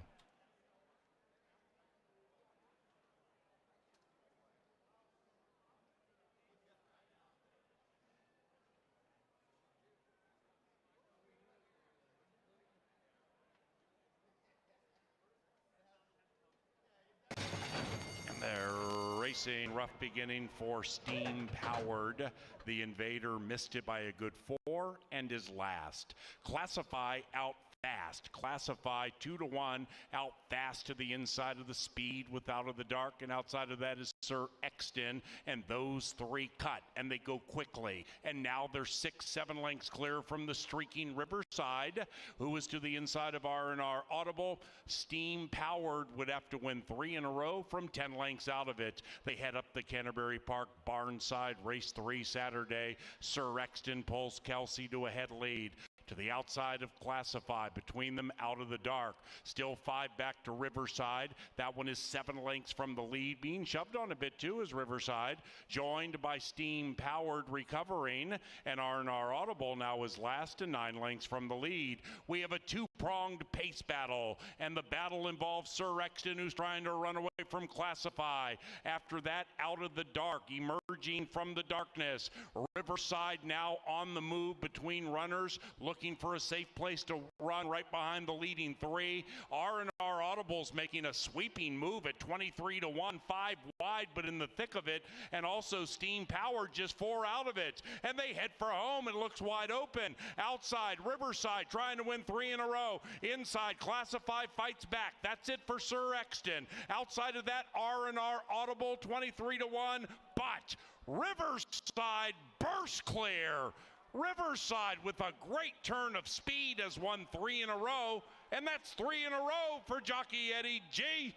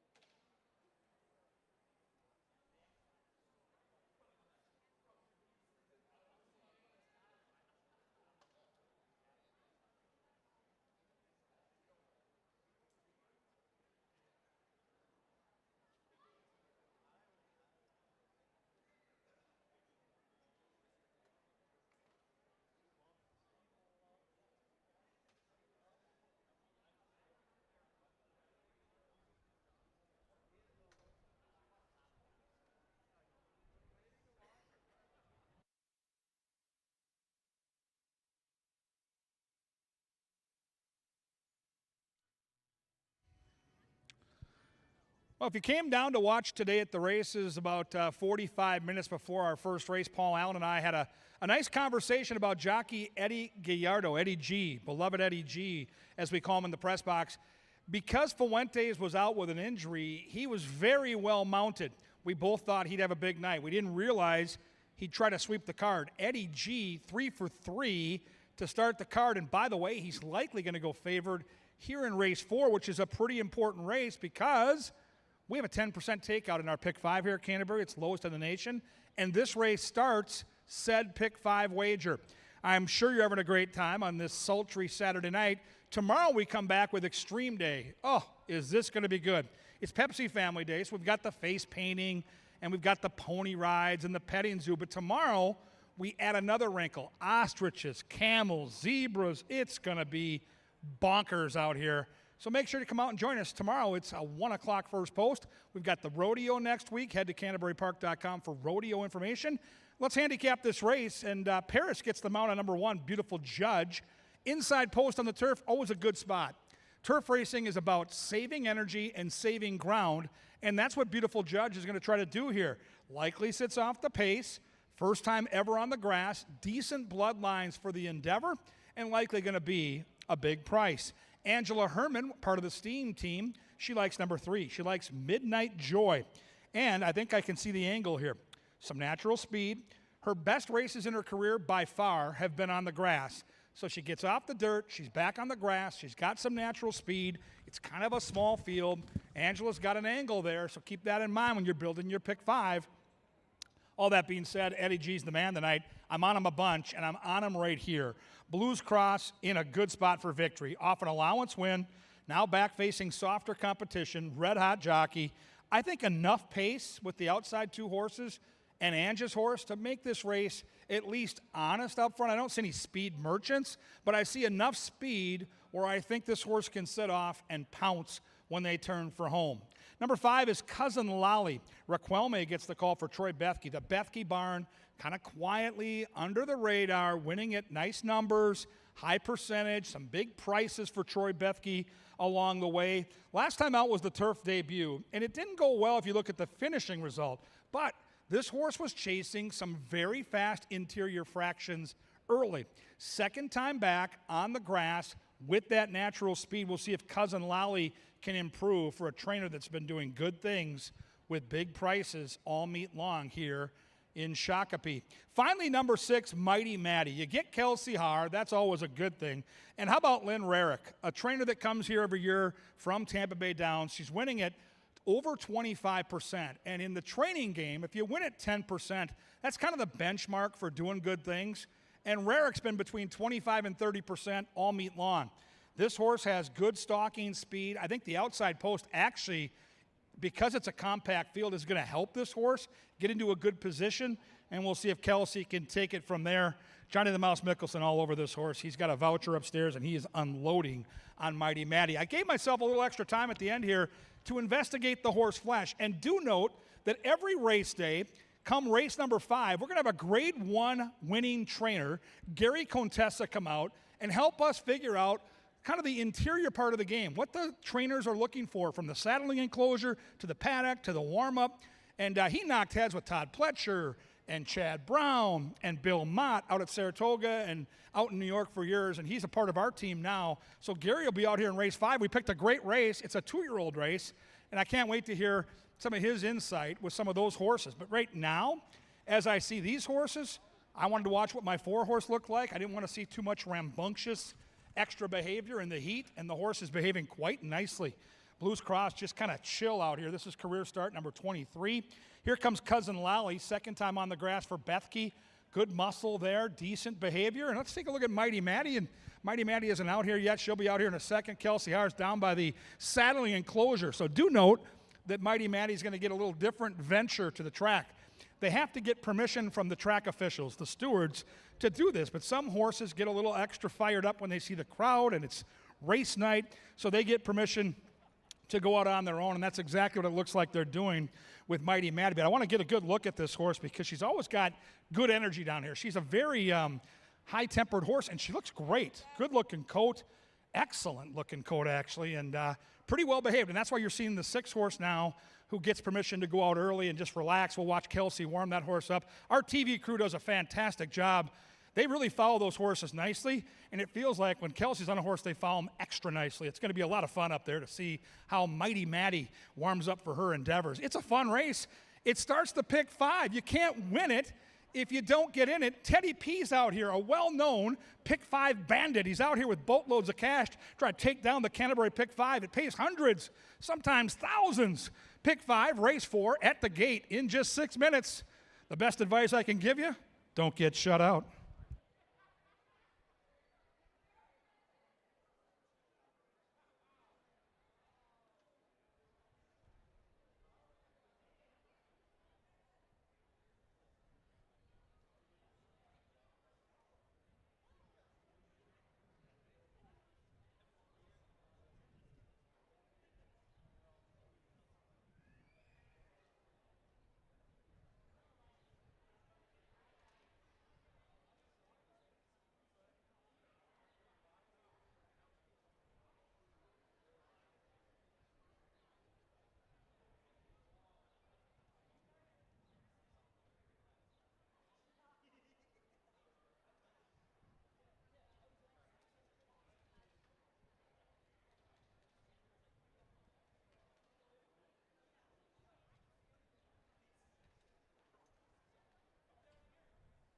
And now, SLD.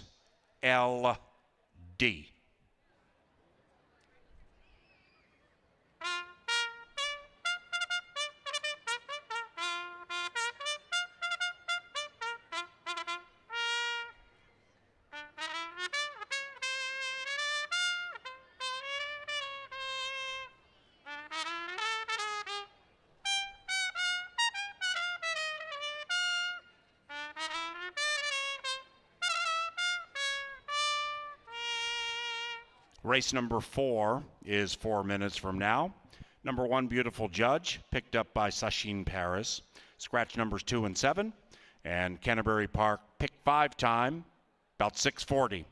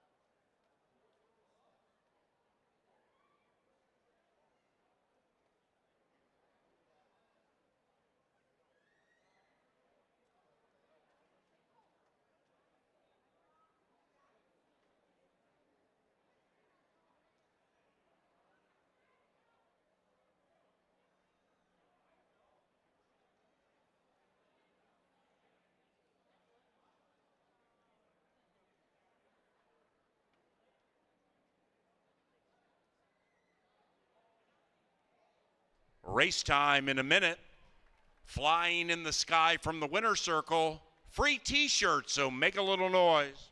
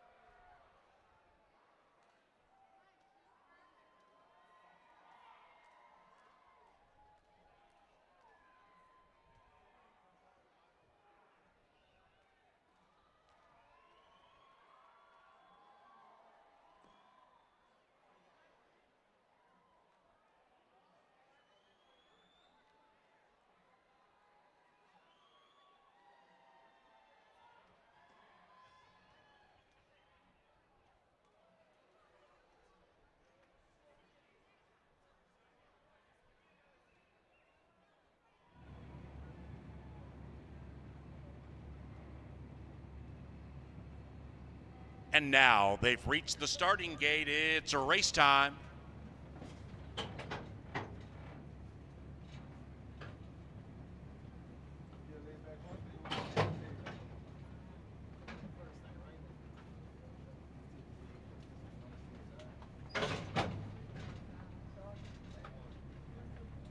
Blues Cross favored, has gone in. Cousin Lolly and Mighty Maddie, the final two. Teddy P to the petting zoo. Teddy P to the petting zoo, my brother. Cousin Lolly and a Mighty Maddie. Midnight Joy 5-2. Blues Cross 4-5. Mighty Maddie 2.5 to 1.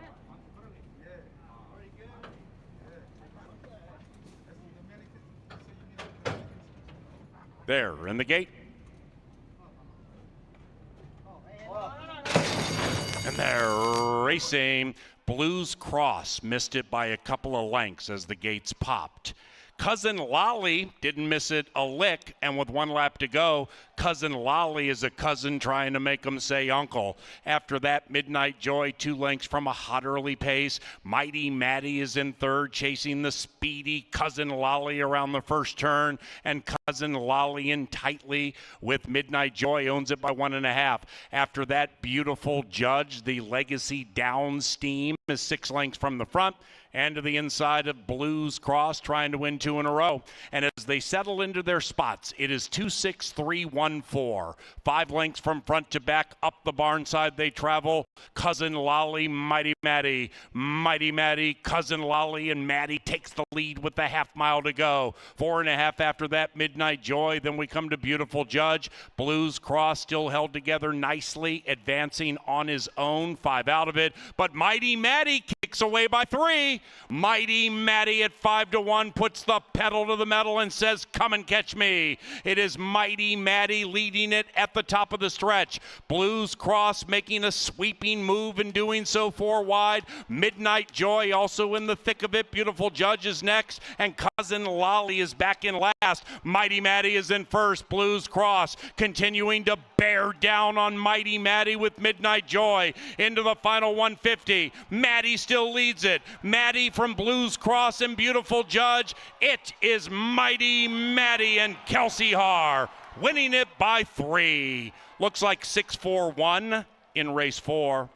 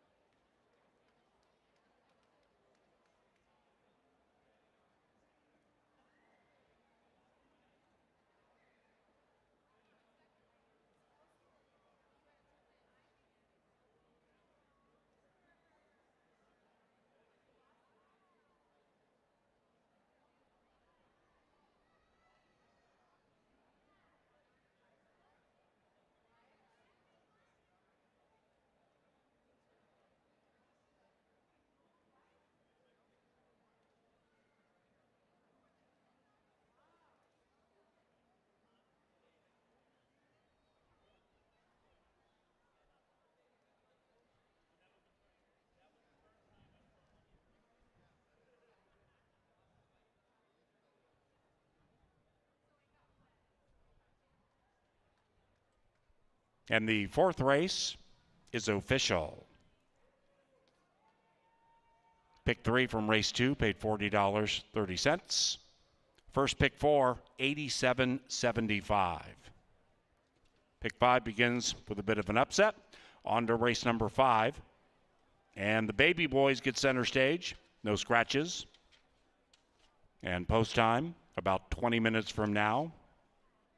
Courtesy of Jim Beam Bourbon, elegant, smooth, refined. We also thank Busch Light, our official renovation partner, Touchdown Tile, and Canterbury's official bank partner, Old National Bank.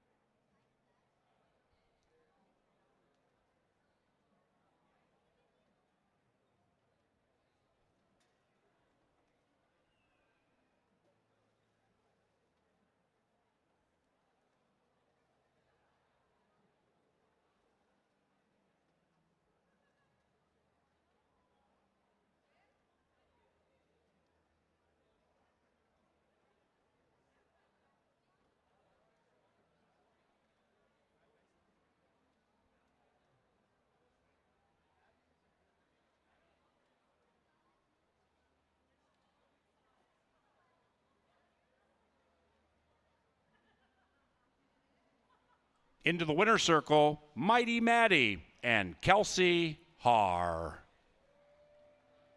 Mighty Maddie is owned by Keith Anderson and the winning trainer, Lynn Rerick. This is a 6-year-old bay mare by Free Drop Billy out of Cambria Sunset. Mighty Maddie was bred in Minnesota by Raymond Sourwine.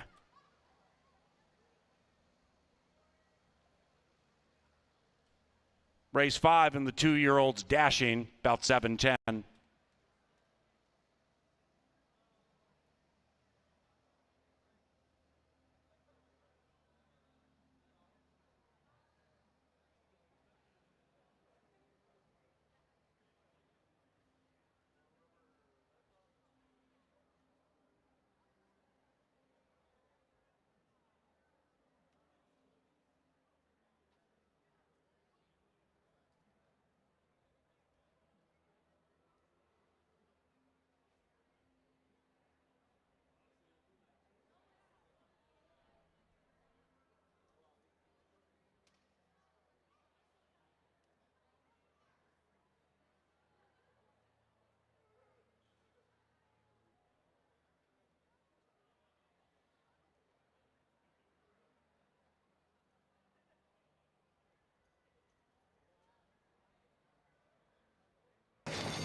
And they're racing.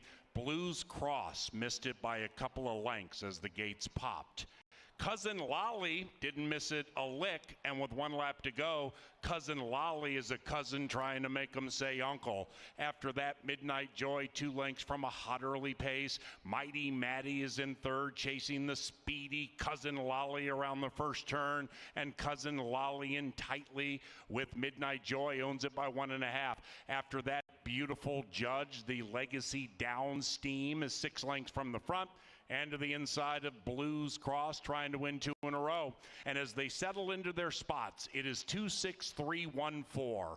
5 lengths from front to back, up the barn side they travel. Cousin Lolly, Mighty Maddie. Mighty Maddie, Cousin Lolly, and Maddie takes the lead with the half mile to go. 4.5 after that, Midnight Joy. Then we come to Beautiful Judge. Blues Cross still held together nicely, advancing on his own. 5 out of it. But Mighty Maddie kicks away by 3.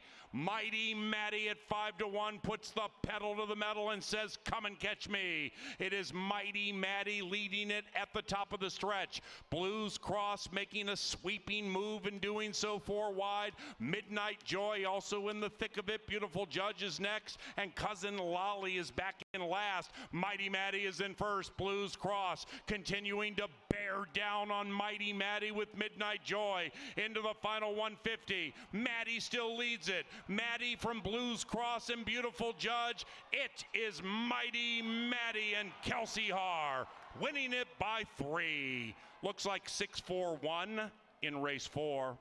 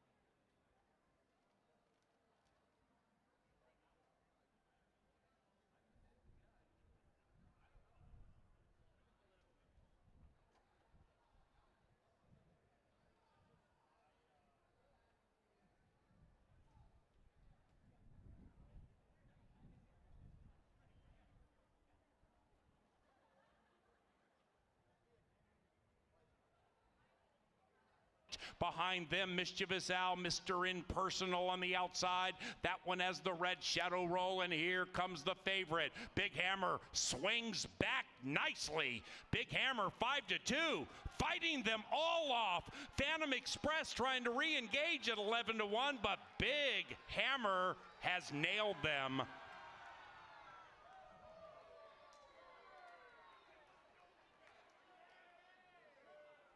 Sock Connection 9-5 still shows the way. It's Miles is next, right behind that one, then TC Gold. Perfect Gamble, late move from way up north, chasing Rockin' Sock Connection, whose lead is ever widening. Rockin' Sock Connection way up north inside. It's Miles outside.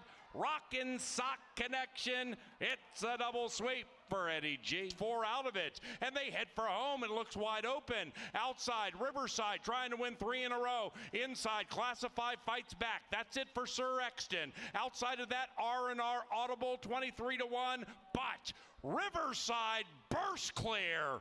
Riverside with a great turn of speed has won 3 in a row, and that's 3 in a row for jockey Eddie G.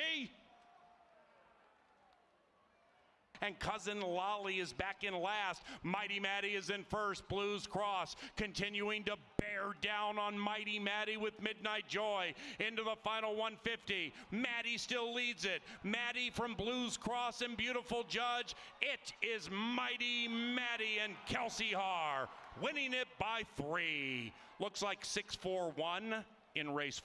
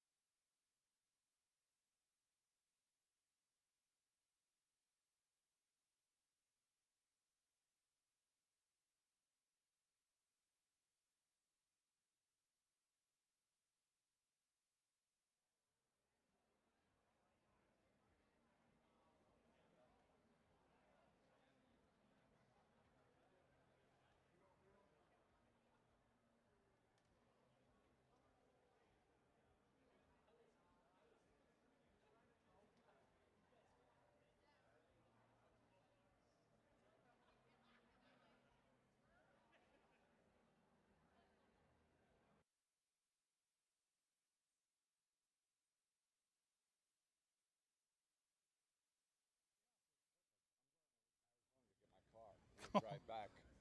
Welcome out to the paddock with Gary Contessa, Grade 1 winning trainer. I'm Kevin Gorg, and the perfect race to have a trainer's eye. We just got done talking. We're so excited to see these youngsters run. A field full of talented youngsters. And as you mentioned, the betting board tells a story. It's wide open. Hands down, one of the toughest betting races of the year. Yes. These horses, you know, you look at a 2-year-old race and you assume, well, I can toss this one or that one. They're not acting good. They're acting bad. These are all well-behaved 2-year-olds. I've never seen such a good group in a paddock being saddled. From a handicapping perspective, Gary, for years, I always felt the most room for improvement from a horse is start 1 to start 2. When you were training, what did you notice the second time around? Because we got a bunch of horses that debuted here, and they're all coming back for their second start. How much did it help you with a young horse? It helped a ton. I mean, I'm known as a trainer that wins second time out. You talk to the handicappers in New York, they're like, oh, Gary Contessa second time. Because I like to bring a horse to the races at about 70%, and then the second race is 10 lengths better than the first. So I like that, and a lot of trainers are like that. But you have four horses in this race that ran a decent race first time out. Any one of them could come up here and jump up and be the winner in this race. When you mentioned to me before we got started on the air here, Troy Bethke's horse, the one, Flat of the Flame, had to debut from the inside. That is a really hard place to be. And yes, the horse is back on the rail, but that start, the horse showed serious ability, should be even better tonight. Absolutely. No trainer wants post 1 in a first time out because you're in the gate for a long time. You're getting stirred up by the other horses. So the one is a terrible place to debut, yet this horse ran very, very well.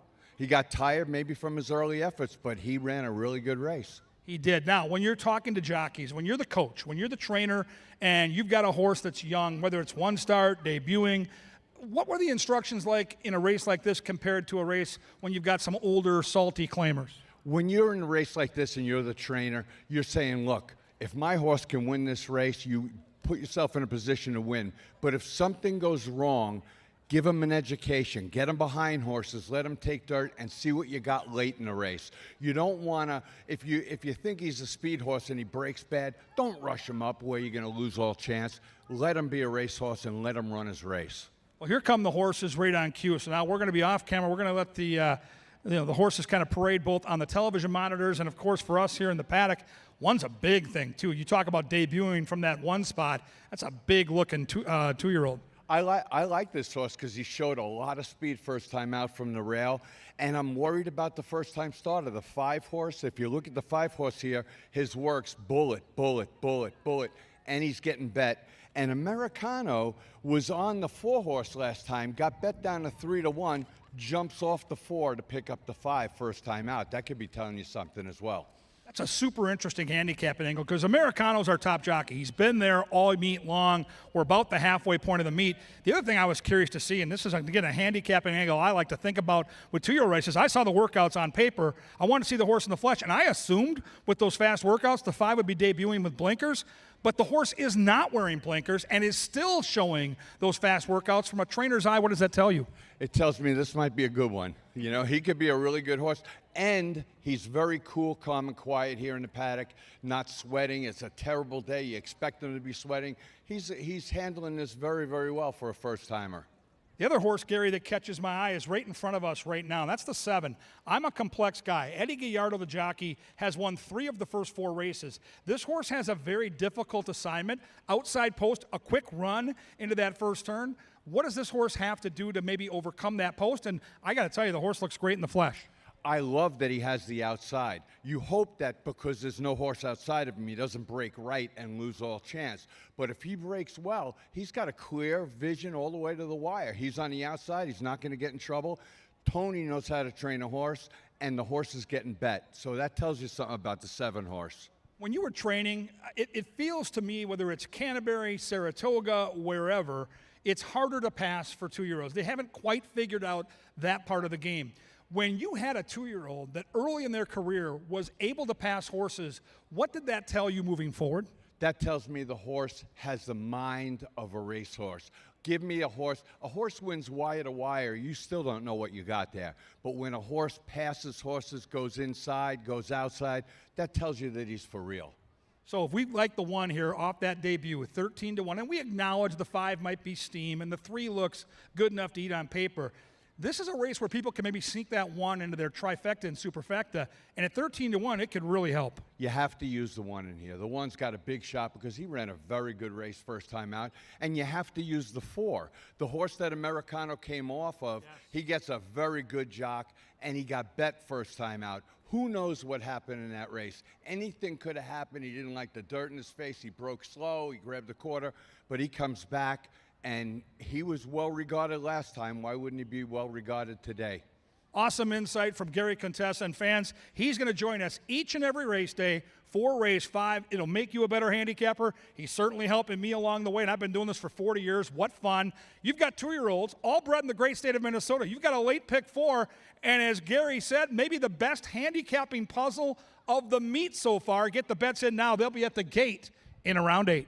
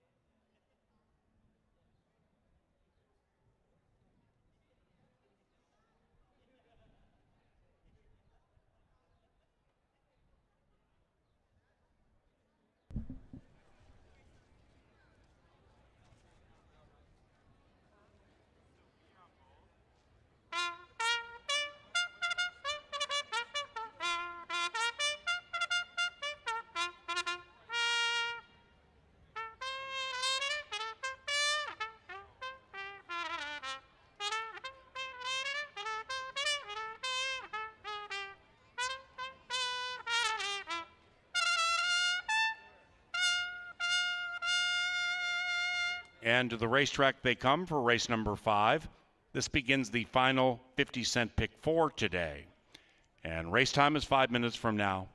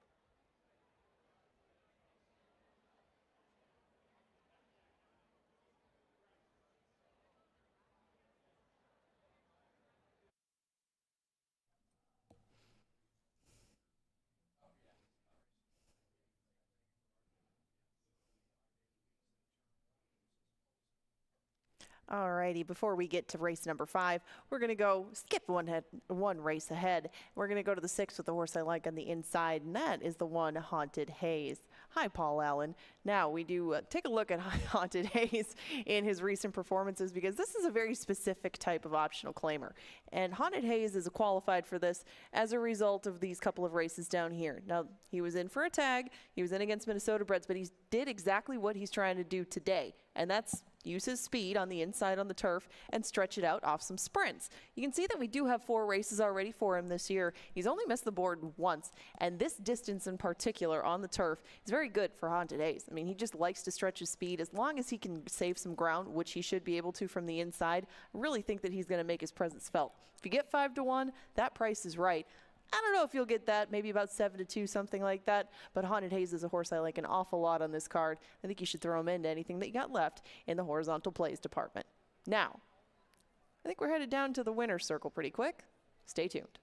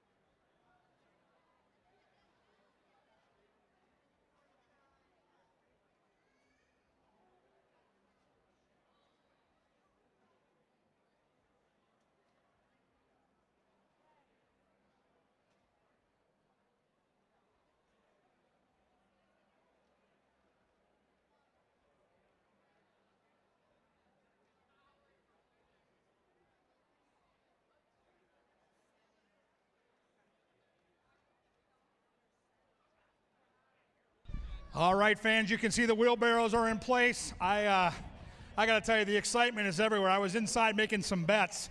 I like the team on the inside. Look at those sunglasses. He's cocky. Daily double packs, rodeo tickets, down and back. Here we go. Take off, boys, take off. And down the stretch they come the first time. Ooh, they ran over a cone. They were cones. Now they got to come back to the finish line. Rodeo tickets, daily double packs, free money on the line. Here they come. Final 10 yards. Are they going to get the money? Yes, they are. Winner. Sunglasses gave it away. Kid had confidence. It showed. If you don't know about the rodeo, I'm telling you, get out here next week. It is spectacular. Beautiful weather forecast. And these guys just won a VIP package to take in the rodeo at Canterbury. Head to our website.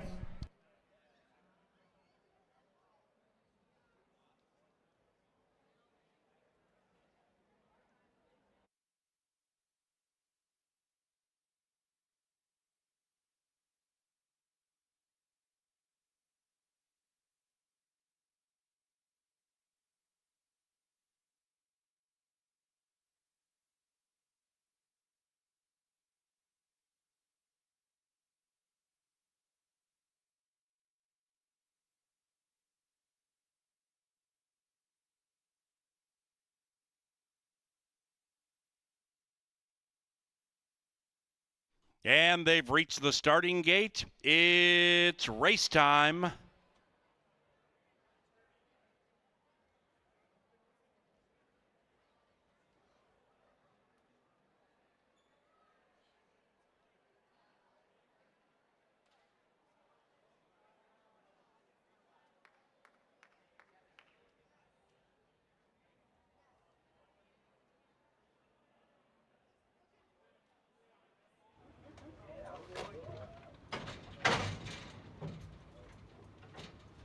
The firster, Tappy, moving in, favored, 8-5. Down the secret to the inside of Lila's Mischief. To left, Jackfire and I'm a Complex Guy, one of 3 first-time starters. Fun Lovin' Guy shares a home with the other guy. They both debut. Tappy, 6-5.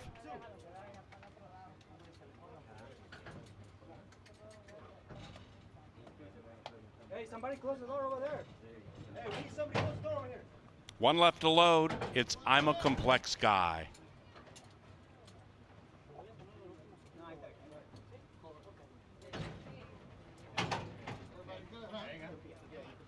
Here come the baby boys, and they're racing. 2-year-olds off well. Tappy started in last and is being ridden very hard by Americano early. Meanwhile, Found the Secret finds the early lead. Found the Secret, Lila's Mischief, Flatter the Flame, shoots through on the inside. Fun-loving Guy between them, moving up to a joint second. I'm a Complex Guy, 4 wide around the turn and joined by Jackfire. Tappy's beginning to run on rather fast to the inside. That's Tappy. The rider has the Lime Silk, 6 out of it, angling to the outside of Flatter the Flame, and chasing Found the Secret at 3-1. Found the Secret leads it by 5.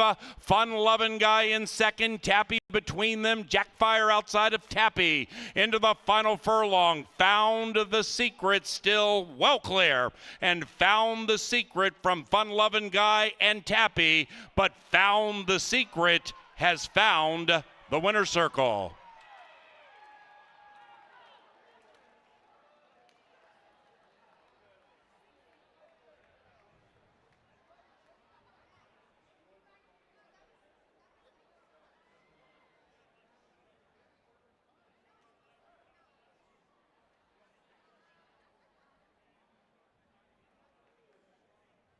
Number 3 Found the Secret first in a minute point 7-9. Voted for the rest.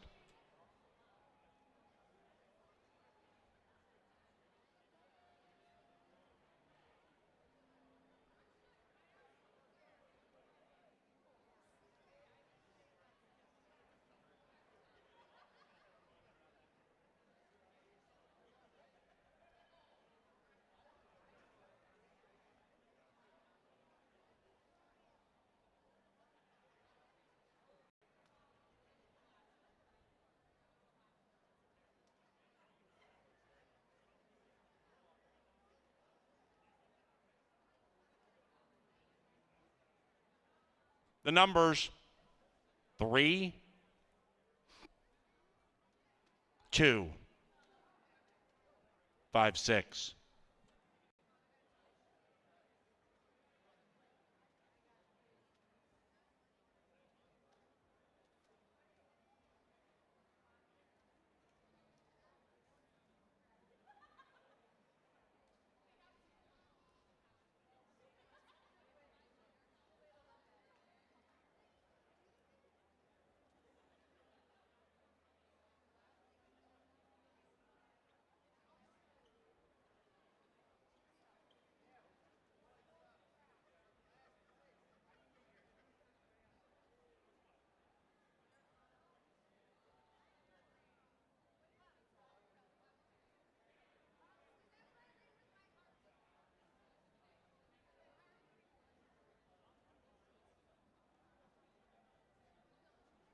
And the 5th race is official. 3-2 exacta, $30. 50-cent trifecta, 3-2-5, $38.85. 10-cent superfecta, 3-2-5-6, $28.78. Double from race 4, $73. And the pick 3 on races 3, 4, and 5, 55 and change. Race 6. Firm turf course. Scratch numbers 2, Found Jordan, and 6, Dual Monarchy. And number 4, Zaffarelli, is now ridden by Jermaine Bridgemahan. Race number 6, just about 20 minutes from now, takes off around 7:40.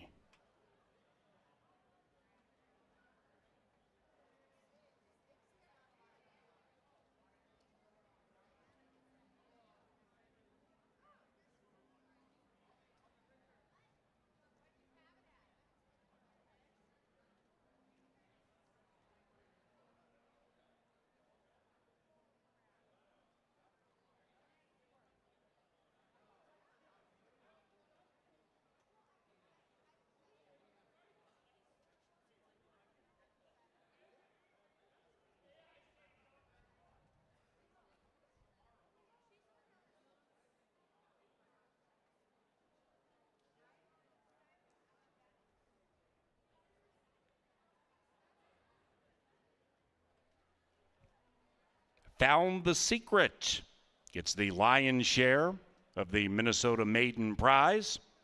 Enters the winner's enclosure with Alonzo Quinones.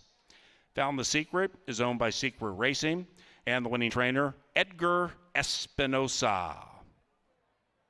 Found the Secret is a 2-year-old brown colt by Taprip out of Smokin' Dream, bred in Minnesota by Harlan and Lori Walker.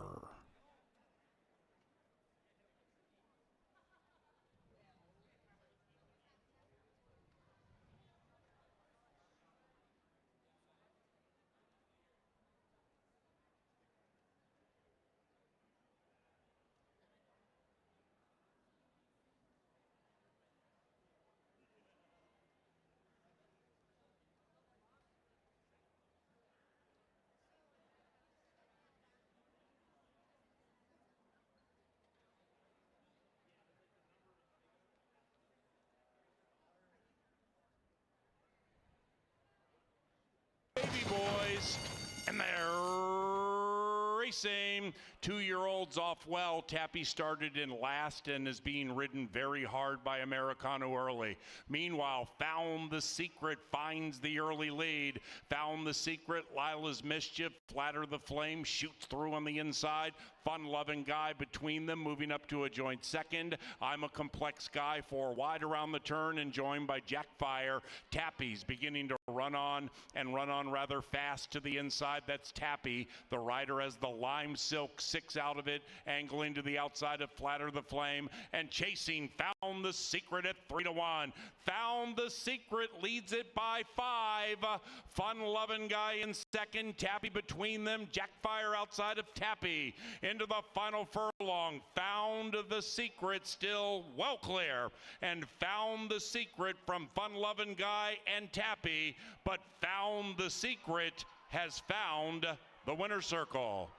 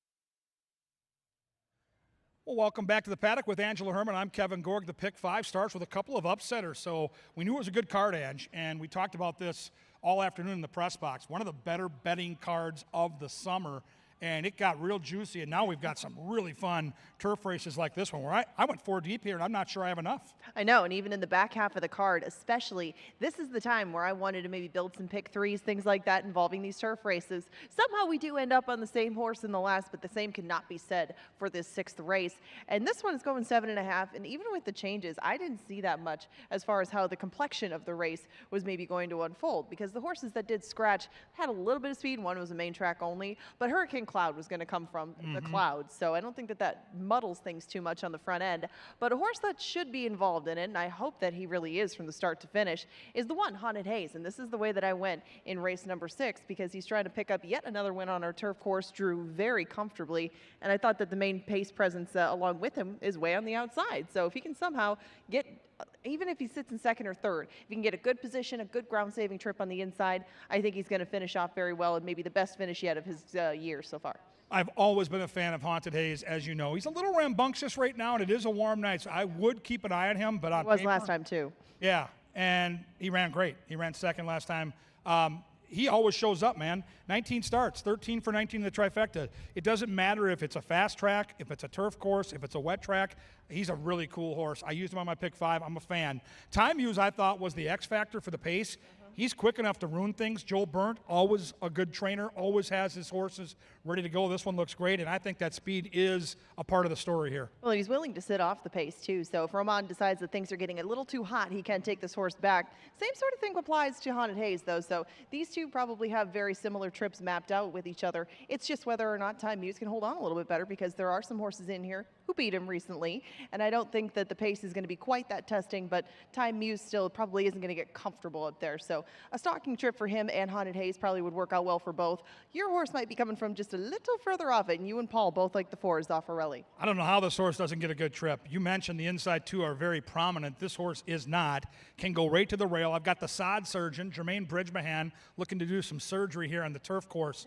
I trust him. I don't like 9 to 5 at all. This race, to me, is way too wide open, but I do think he's going to get a very nice trip. Chromed Impulse with Betty Joe, to me, for Nick Goodwin, was one of those sneaky horses stretching out that might get a really good trip just behind the front markers. Oh, she has been getting close with this horse going 2 turns. And Chromed Impulse is, less than a length away from being 2 for 2 doing it. It's just a matter of how much ground this horse can save, because he ends up just a bit closer to the pace. You would expect that on the stretch out. But Chromed Impulse, I think, has had a little bit cozier trips towards the inside, and that just might be a change today. But he can still handle the distance. He can still handle our turf. The price on him is going to be better than anybody we've mentioned right now. The price is 10 to 1. Very good for a horse who likes this turf as much as he does.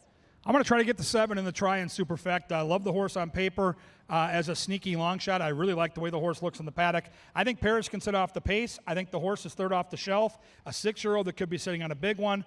And as far as impressions go in the paddock, Ange, oh my goodness, the 8 sure looks good. Hey, he makes a nice physical impression, doesn't he? And he's got a big, long, lopey stride to go with it. He's used that to take plenty of fields wire to wire in recent times, but last time Zaffarelli ran him down. He ran him down on the square, too. I didn't really see much of an excuse that day. I don't think the pace scenario gets easier today for Athens Moon, so frankly, I was a little bit against him. But, if he can get clear and shake loose, 9 to 5 is going to look like stealing. 7.5 furlongs, and just painted the picture. We are ready for the final pick 3, another great betting race. We're on that beautiful Canterbury turf. You see the grid of selections from the handicappers. Look how spread out we are. Look at sneaky Jeff Madej with that 7 in there. Oh, that Madej is crafty. Don't sleep on that 7. Don't do it, kids. Get that trifecta and superfecta home at the gate inside 7 minutes. Right now, Sir Leonard Dykert with the call to the post.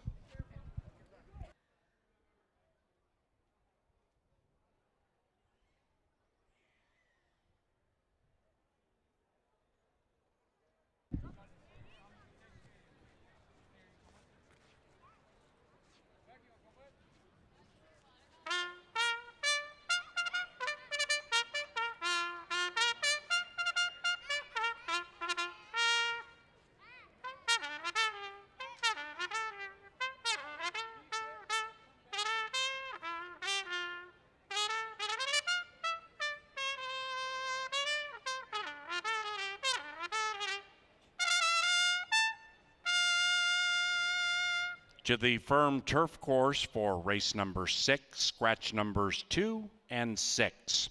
Number 4, Zoffarelli, is now ridden by Jermaine Bridgemahan.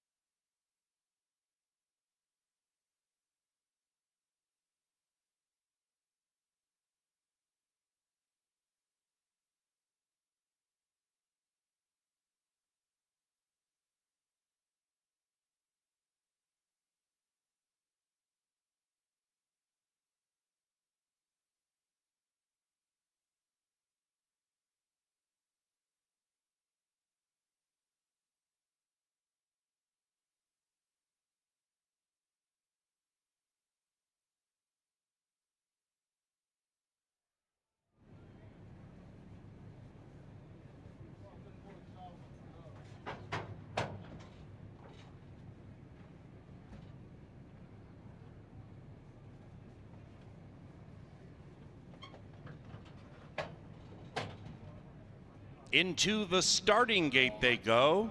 It's turf time. Race 6, Saturday, Canterbury Park. Final pick 3 commences momentarily. Athens Moon, 8-5. Zoffarelli, 2-1. Haunted Haze, 3.5-1. Mendelssohn Joy moves in. And Athens Moon next in line. They're in the gate. And they're racing, and they've broken a perfect line. Time Muse gets the first call. Haunted Haze flashing speed. And so is Athens Moon on the 3 wide side. Athens Moon a little high-headed as Athens Moon grabs the lead. And in fact, Manny Americano is going to let Athens Moon run away by 3. Athens Moon conspicuously picking up the pace and going quickly leads it from Minnesotan Haunted Haze. After that, Time Muse about 6 lengths from the front. Then it's Chromed Impulse to the outside of Time Muse. Zoffarelli second last, but very much in touch with the field. And Mendelssohn joins Zoffarelli with a half mile to go, and now they begin to pack up. In fact, the field is now covered by 5, and still leading it is Athens Moon. Athens Moon at 2-5 leads it by a length and a half. Haunted Haze outside of that, Time Muse shoved on but in contention. Zoffarelli's making a very sharp move to the inside, and Zoffarelli's looking for the light of day. Behind that one is Mendelssohn Joy to the inside of Chromed Impulse. They head for the money, and up goes Haunted Haze with a burst. Zoffarelli sneaks through to the inside. After that is Time Muse. That's it for Athens Moon, and Mendelssohn Joy's running on late. Here comes Zoffarelli, and Zoffarelli has won 2 in a row. 4-1 and a photo in race 6.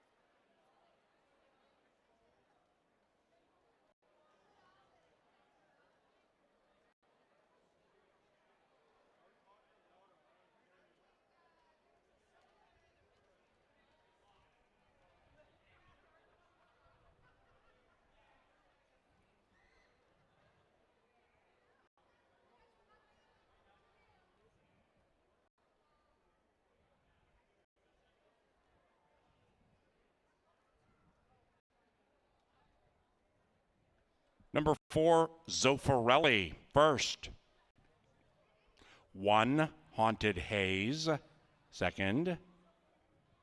Photo for the shout.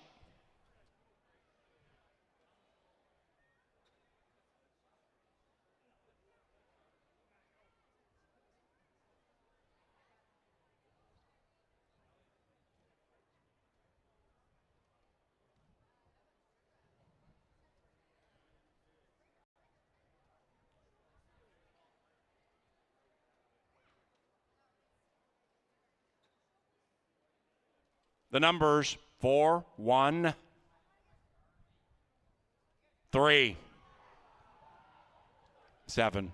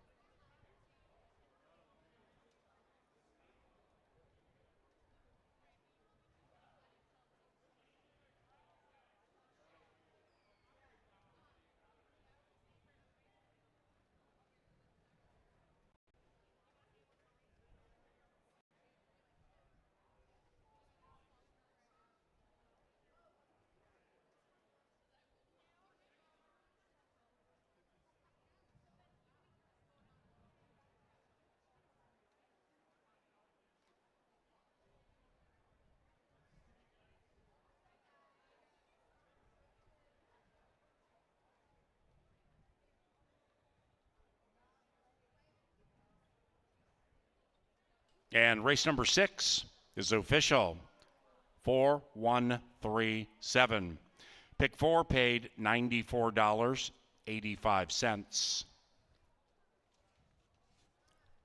Race number 7 is 23 minutes from now.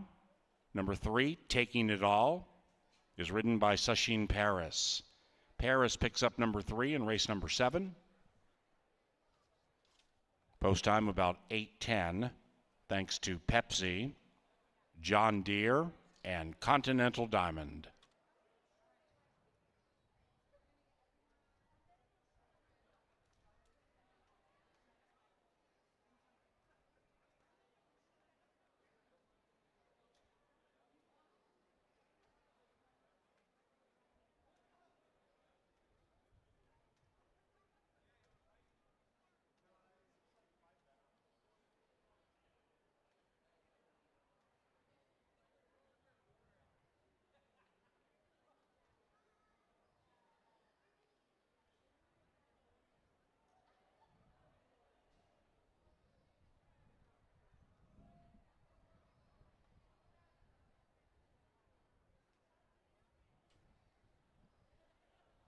It's 2 in a row for Zoffarelli, the winning rider, Jermaine Bridgemahan, and the winning trainer, Ruben Fuentes. Congratulations to Justin Revac and Rocket Wrench Racing. That's the 100th victory for Rocket Wrench Racing. Congratulations, everybody.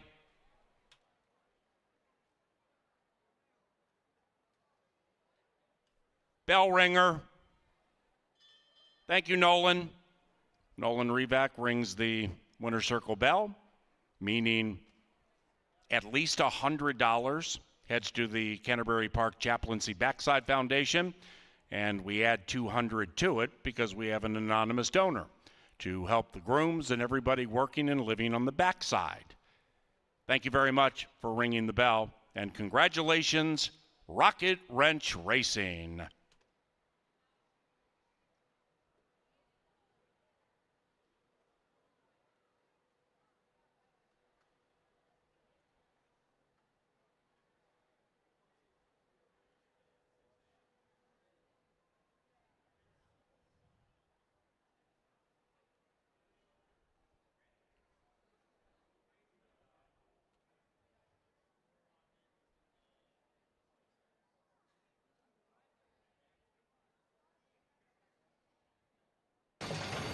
And they're racing, and they've broken a perfect line.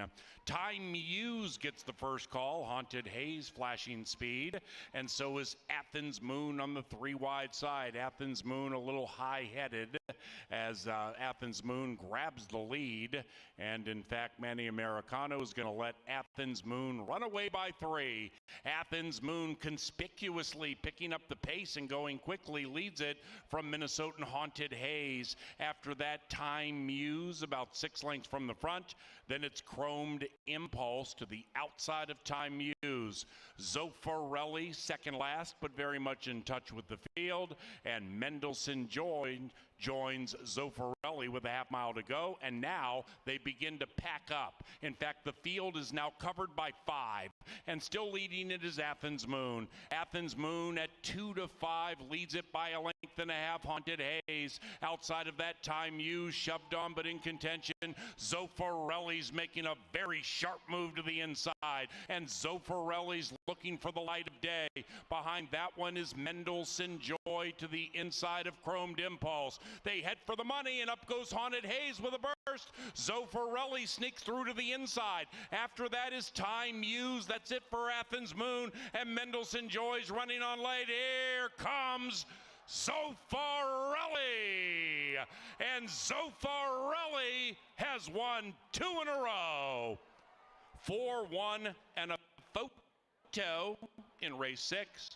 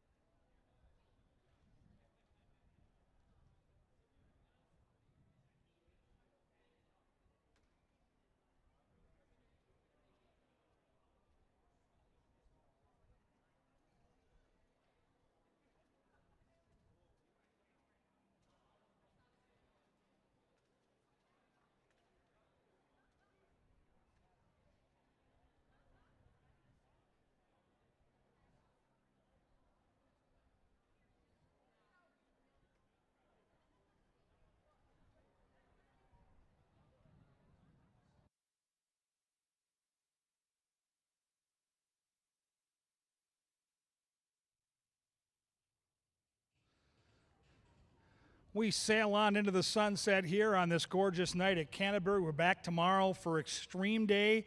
We're going to have all kinds of cool activities for the kids, a petting zoo, pony rides, face painting, and of course, the wonder of it all on Extreme Day, you're going to see some camels, some nasty ostriches who are really fun to watch race.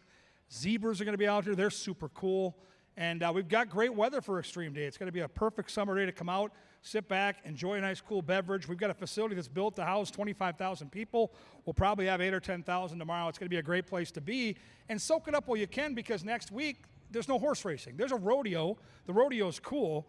But for horse racing, we're off now for almost 2 weeks. So make sure you come out tomorrow and enjoy Pepsi Family Day. 5.5 furlongs here. Race 7 starts the late double. The pick 5 has gone mild upset, and heavy favorite was Zolfarelli with a great ride from Jermaine Bridgemahan to get the money there.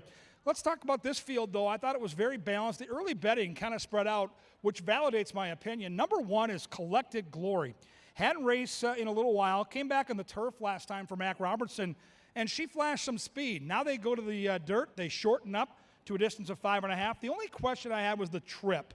There is other speed, and I don't know off the route race if her speed will be enough to clear, but she should be in a very good position. She's a gorgeous-looking gray down here in the paddock, and right now she is the lukewarm second choice at 5-2. Number 2 is Speedy. Her name is Chocolate Freckles. Requelme for Chip Woolley. The trainer won the Kentucky Derby. It's so cool to have him here. Chip does an excellent job with his horses, and this horse crushed a softer field last time. I mean, just looks so good doing it. If she's able to clear off, don't be fooled by that 6-1. She's good enough to win. And Chip trains for speed, and that's a horse that I think fits his training style really well. 14-1 on Taking It All. Paris gets the call here. The Fuentes barn is starting to really heat up. Keep an eye on that, too. 12-1 morning line, 14-1 on the board, has early speed in a crowded field. That's never a bad thing. We'll see if the horse can get to a good spot, maybe press and pounce. Mia Baby, to me, is the wild card because there's a ton of speed early, and if you give this horse a pace setup, she'll come with a run. Patrick Fields, limited stock, does a great job, and Mia Baby seems to love it here. 10 starts on the main track at Canterbury, 7 for 10 in the trifecta. I don't know if she's good enough to win, but if you're building trifectas and superfectas, we talked about the 7 last race, who got nosed out for third and ran fourth at 11-1. This is a similar horse. I think the horse is going to be a part of this thing. Great long shot jockey with Kelsey, too. She'll ride him up fair and square. Blinkers come off for Mr. Fields. 5 is Smart with Heart. Roman gets the call. The blinkers go on here, so they're going to don the hood. Expect some more speed with Smart with Heart. Roman's been sizzling here in the month of July. Keep an eye on Constantino Roman. He's really good. 15-1 on the board. 6 is Embraceable You. Jose Silva. You don't see this often. Jose Silva, longest shot on the board. I don't think I've uttered that sentence ever in my entire life. Jose Silva is one of the best trainers we've ever had, and he's 16-1. The horse looks a little overmatched on paper, but if you go back a couple of starts, those races are good enough to win. And guys, it's Jose Silva, so you've been warned there. 7-horse Wildcat Mini. PA loves this horse, and why not? 11 starts here. Look at this. 10 for 11 in the trifecta. Ultra consistent. Outside attack post with speed. Very calm, cool, and collected, as Mr. Contessa likes to talk about in the heat. That's a good thing to see in the paddock. Outside is Ship It. Eddie G. Uh-oh, here comes Johnny Arnett. Great to have Mr. Arnett here. He's shipped in with some really good horses, too. Jeff Moday's handicapping angle here. The old Ship and Dip. Last time out facing Starter Allowance. Now in against Claimers. Ship and Dip. Good trainer. Hot jockey. And 5-1. What a great betting race this turned out to be. It's a pick 5 separator, folks. Pick 5 separator. Late daily double. On the eve of Extreme Day, put some extra money in your pocket. Come back tomorrow, have the time of your life. It's race 7 coming up. It's race 7 coming at you, and it's all next.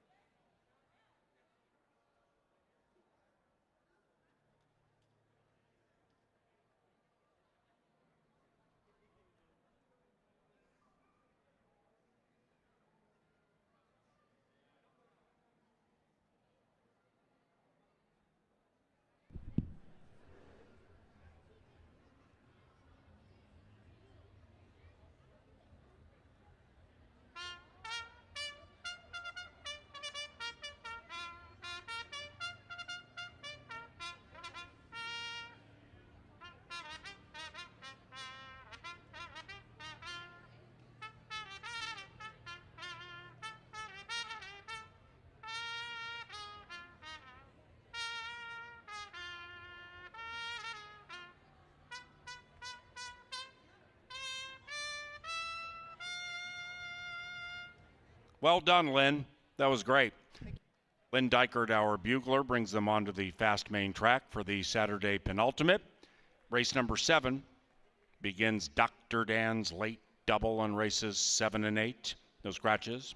Number 3, Taking It All, picked up by Sushin Paris. 5 minutes.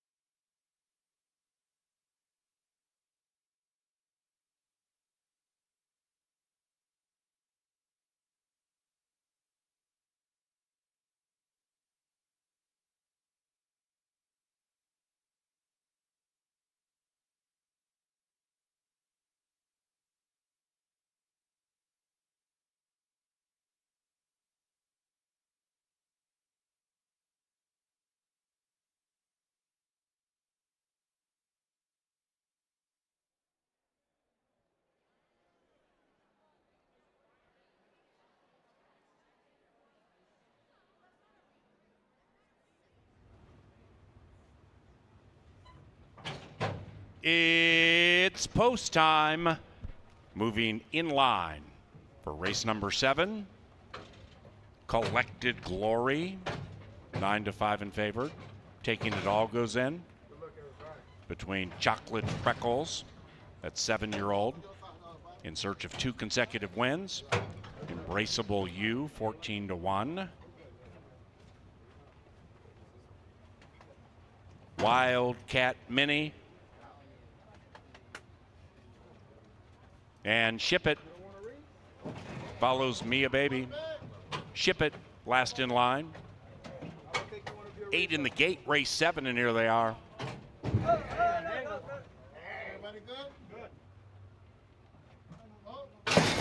And they're racing. Number 3, Taking It All, stumbled badly shortly after the gates popped. The Tulsa Steam was last, but now is flying up between runners. Meanwhile, Chocolate Freckles came out with nothing going amiss, and Chocolate Freckles leads it by 1. Wildcat Mini clings to that one, and Taking It All, the Tulsa Steam, last out of the gate, flies all the way up to a joint second, 2 lengths behind Chocolate Freckles. Mia Baby's on the move, 4 lengths from the lead. Embraceable You is circumnavigating into action at 15-1, 7 lengths out of it. Then we come to Collected Glory. The gray at 2-1 has a lot of work to do to catch Chocolate Freckles, and now is joined by Smart with Heart, and they head for the money. Chocolate Freckles leads it. Wildcat Mini attempting to apply pressure. Collected Glory's running on quickly to the inside, and outside of that, Embraceable You. It is Wildcat Mini and Chocolate Freckles. Wildcat Mini, Chocolate Freckles. Wildcat Mini has won 2 in a row.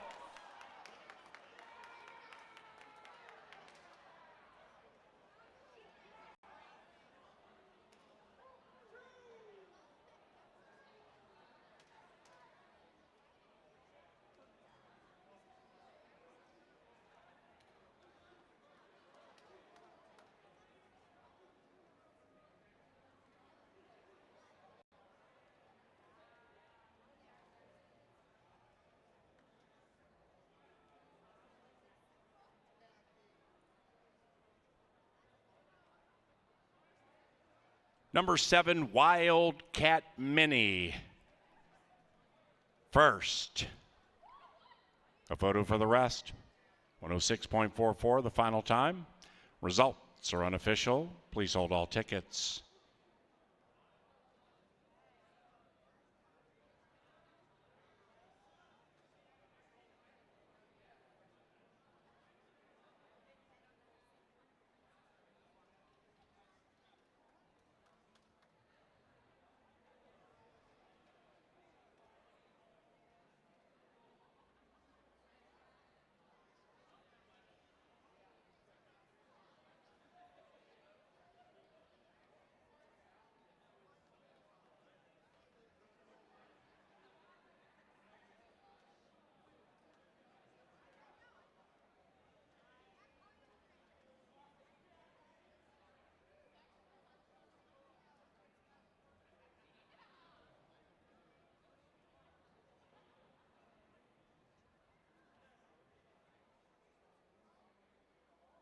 The numbers 7,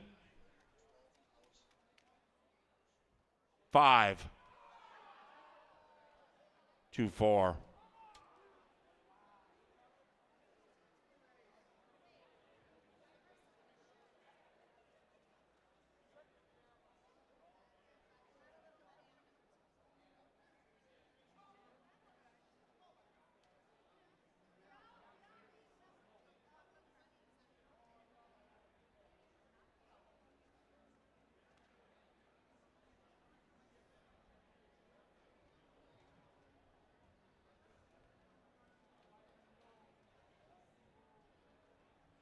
The 7th is official. Exacta 32.20, 50-cent trifecta 177.60, 10-cent superfecta $220 for a dime. The 8th is the lucky last, and we finish on a firm turf course. Scratch numbers 6 and 8 and 10. 6, 8, 10 out of race 8. Number 9, Sonic Speed, picked up by Eduardo Gallardo. To the winner's enclosure, it is Wildcat Mini, and that's 2 for Q. A couple of victories for jockey Alonzo Quinones, the winning owner, Pete Matson, and the winning trainer, Tim Padilla. Wildcat Mini is a 4-year-old bay filly by Wildcat Red out of Mini O Prado. Bred in Minnesota by the winning owner, Mr. Pete Matson. Final live race about 8:40.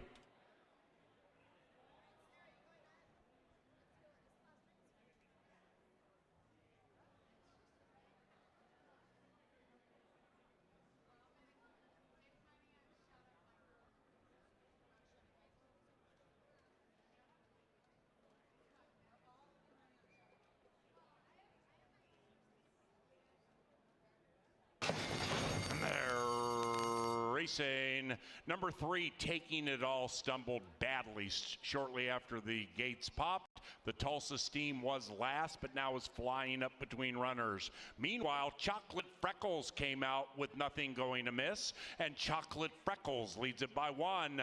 Wildcat Mini clings to that one, and Taking It All, the Tulsa Steam, last out of the gate, flies all the way up to a joint second, 2 lengths behind Chocolate Freckles. Mia Baby's on the move, 4 lengths from the lead. Embraceable You is circumnavigating into action at 15-1, 7 lengths out of it. Then we come to Collected Glory. The gray at 2-1 has a lot of work to do to catch Chocolate Freckles, and now is joined by Smart with Heart, and they head for the money. Chocolate Freckles leads it. Wildcat Mini attempting to apply pressure. Collected Glory's running on quickly to the inside, and outside of that, Embraceable You. It is Wildcat Mini and Chocolate Freckles. Wildcat Mini, Chocolate Freckles. Wildcat Mini has won 2 in a row.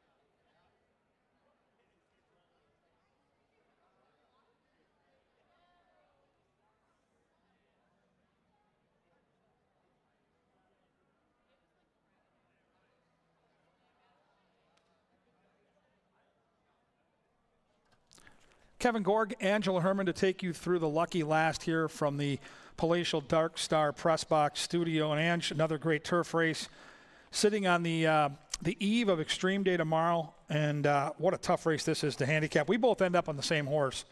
But I think we both acknowledge this race could go 4 or 5 different ways. Yeah, I think this is more a class angle, at least for me. Don't love a horse that comes from the clouds from the outside post, but that's what we have to deal with Sonic Speed. And the way that he's finished up and the way that he's performed on this turf course makes you think that he is the horse to beat. And right now you get 7-2, but we do have others to pour over. There are still vertical opportunities in this 8th race. And like you mentioned, this was one of the tougher ones on the card. We do scratch the 6 Hurricane Cloud, the 8 Loring Park, and the 10 Treble Clef. He was a main track only. Doesn't make it much easier. And I thought that there would be at least a healthy pace, if not a rather intense pace, because there's kind of 2 of a kind in here, and one of them is Hot Legs Romolo on the inside. If he doesn't get clear, he just seems to be a different kind of horse. Do you think he can in here? I think it's going to be tough. I think Shut Up Michael, we know the horse well. He loves to run on the turf, and he loves to go fast. I don't think Victorious Vanda is going to be too far back either. I mean, he from the inside post could clear. I think he's going to have to work hard even through a half mile. That's why I landed on the 9. Mansoura and the 3 Hawks Creek, to me, are both super sneaky for the tries and supers because I believe the pace is going to be more than honest, and they both are going to be sitting off it. I like the 3 better than the 2, but I think they both could hit the ticket. I think that a lot of the money is going to go towards the closer, so if you're looking for value with one, Mansour is definitely it. I mean, he's won 2 of his last 3 races. Yes, that last one got taken off the turf, but it still wasn't that easy of a track to pass on, and Mansour just kept coming, and he and Jermaine Bridgman did get up that day. Now, Kelsey Harr will be back aboard. She was on him 3 starts ago when they were victorious together. That, too, was a pace that absolutely collapsed at the end of things. Mansour really came from way, way out of it. You can see how far back he was. That was one of my first indications that you were going to be able to close from downtown on this turf course, which wasn't always the case over the last 5-6 years.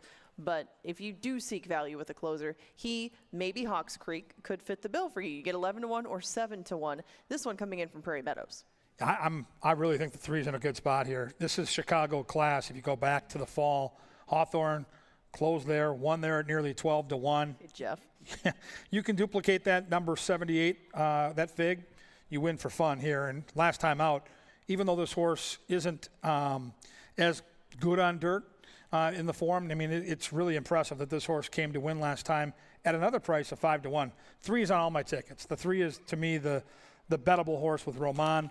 What do we do with the 4, Shut Up Michael? Because if you go back far enough in the form, I mean, you look at a race where he ran against Sonic Speed. They photoed back in December. This horse has talent. And he's been here before. And Shut Up Michael, I thought, had some pretty ideal setups. He likes to do what the inside horse likes to do. They like to go up and dictate terms on the front end. It's not going to be an easy order with both of them in here. And like you mentioned with Victorious Vanda to their outside, even with Crew Dragon, it's not that they're going to be in a 4-headed pace battle. It's that I think there'll be enough horses that won't let them get comfortable where neither one of those 2 really look like, I don't know, they don't stand out on paper like sometimes Lone Speed does. And Shut Up Michael, with that record over our turf course, I have to question if he maybe just likes Turf Paradise more. So we find out, but you have to find out at 9-5 if you're going to go that way. So 7-1 in Victorious Vanda, Minnesota bred, seeks 2 in a row on the turf, and that seemed to make a big difference last time.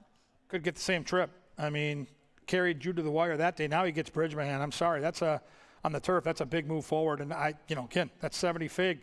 Probably going to get that perfect trip right behind the 4 and the inside marker. Not without a chance here. I know the tip sheet guy loves him at 7-1.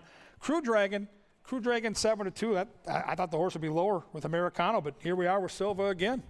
And this was a good ride last time by Fuentes, and Americano's going to take over with Crew Dragon, but he had ridden him previously. He rode him to that 2nd place finish. Canyon Streak, that Chicago class you speak of, just zoomed by everybody on the outside. Not much you could do. Don't lose much in defeat there, but Crew Dragon to me just seems to kind of run the same race every time. If it's good enough, it's good enough. You know what you're getting with him. You know you're getting consistency, and that usual race will beat a lot of these. So 7-2 seems pretty fair on him, seems very fair on the outside runner. We both like Sonic Speed. Make the rider, Gallardo, taking a drop in class, was moving very well at the end of that most recent optional claimer. Tell me why you like him. I like him because his form is muddied up. He's got a jockey that's hot in Eddie G. And I think the pace is going to set this horse up. He's got some backlash to him. 11 wins from 63 starts. Ange, I really like the horse a lot. I do too. I think we both singled him in our pick fives, and I wish you good luck in closing yours out. Thank you. Yes, and we now have 8 minutes until race number 8. Tomorrow, we bring Extreme Day back into the fold. Yes, we are going to have camels. We are going to have ostrich. We are going to have zebra. We are going to have Kevin downing hot chicken wings. Yes. You name it, we're doing it tomorrow. Can't wait. Come back and see us. There are the picks for race number 8. Good luck, everybody.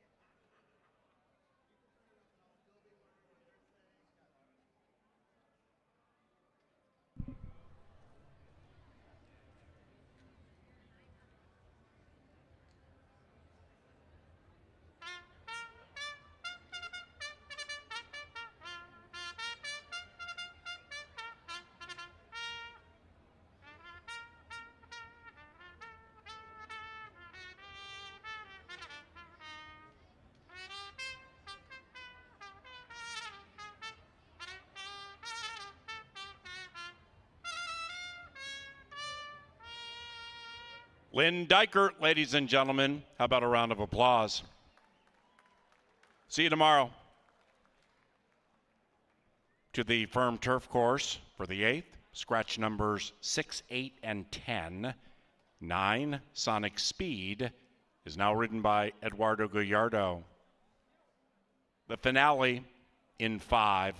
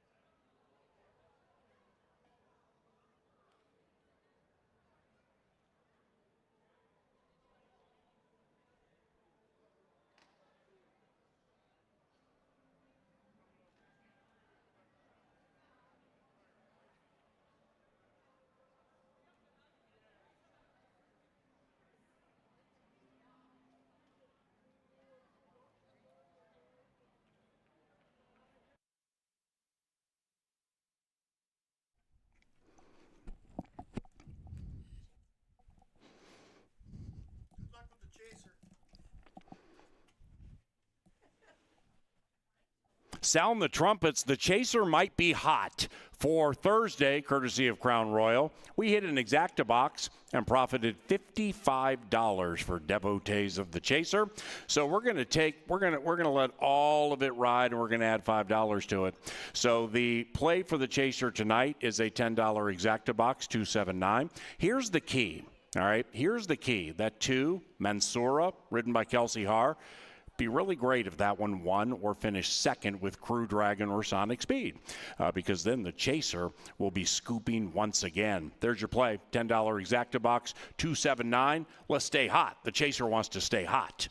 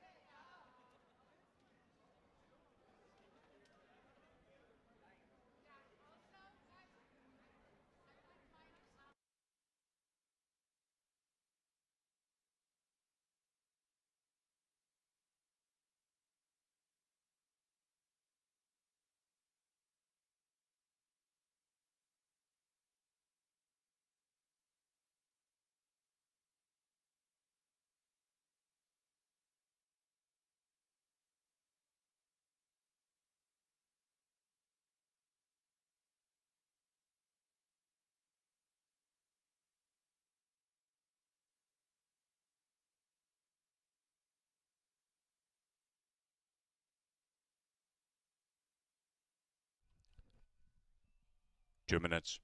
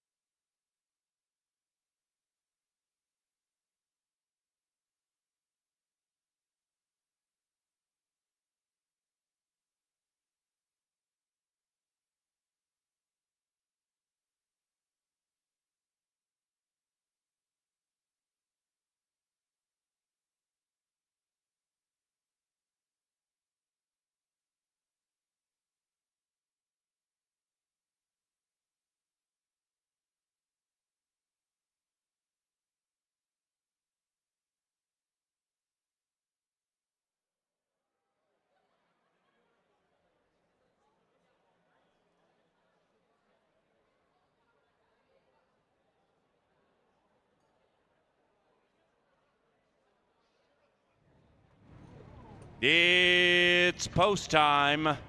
Into the gate for the 8th. Turf time to close Saturday at CBY. Sonic Speed getting the majority of the late win wagering. Down to 5-2, now 3-1. With Victorious Vanda, one of 3 in the race, in search of 2 consecutive wins. Here comes Crew Dragon, looking for 2 in a row, 3.5-1. And Sonic Speed, the rider is in search of his 4th victory tonight. You all right? And they're racing from the center. That gray Victorious Vanda out fast, but not as fast as Hot Legs Romulo. And at 10-1, the 1 is first as they approach the first turn and is looking to steal it in upset fashion. Hot Legs or Romulo going quickly. After that, Shut Up, Michael. The Irish in second, angling to the outside of the 1 as the pace slows down. Then it's Victorious Vanda. Sonic Speed's under a very, very tight pull, 4 wide, and being overtaken by Crew Dragon, looking to win two in a row. Crew Dragon sneaks up to the inside just off the heels of Hot Leg Romulo. Then we come back to Mansoura. That one would have to win 2 in a row from 10 lengths out of it, second last. And the Prairie Meadows shipper, Hawks Creek, is last. Well strung outfield into the far turn. They're still chasing Hot Legs. It is Hot Legs or Romulo by 1. Crew Dragon lay second, 1.5 clear from Shut Up, Michael. 2.5 to the good of Victorious Vanda. Now they all begin to cut. cut. Sonic Speed conspicuously 8 from the front and being shoved on. Mansoura to the inside of that one, and Hawks Creek still is last. And Hot Legs Romolo is still first at 10-1. Hot Legs continuing to dance as they head for home. Victorious Vanda closing up on the outside of Crew Dragon. After that, it is Mansoura with a late move. Hot Legs Romolo fully extended to hold on. Here comes Victorious Vanda. Victorious Vanda in time.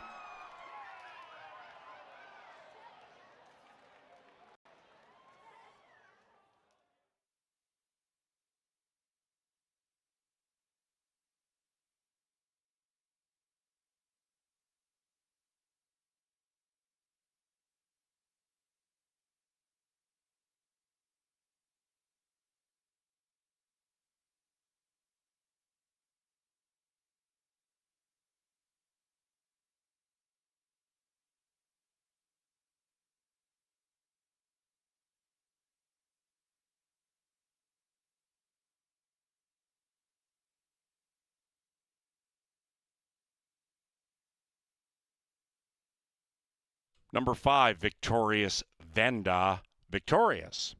5-1-7-2, final time 135.69, and we had a $15,000 claim in race number 8. The claim, the Victorious Vanda, claimed by trainer Mac Robertson for owner John Mentz. The winner, changing homes, $15,000 price tag, Mac Mentz. It's unofficial.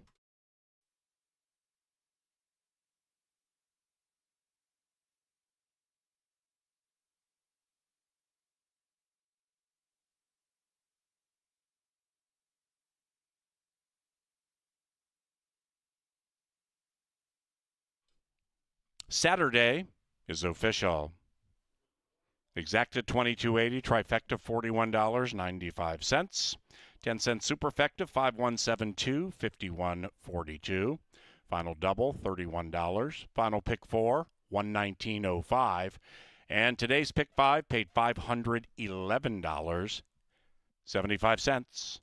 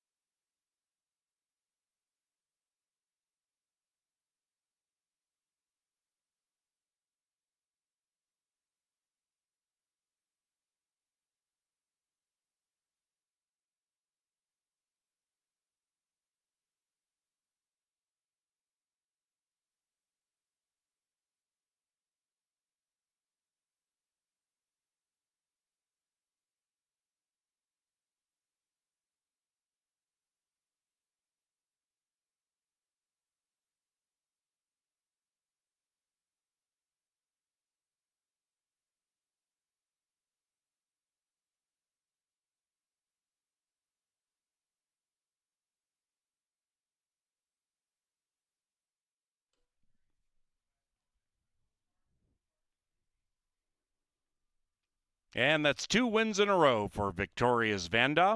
The winning owners, E-Class Racing, and the winning trainer, Stacy Rushton. The winning rider, Jermaine Bridgemahan.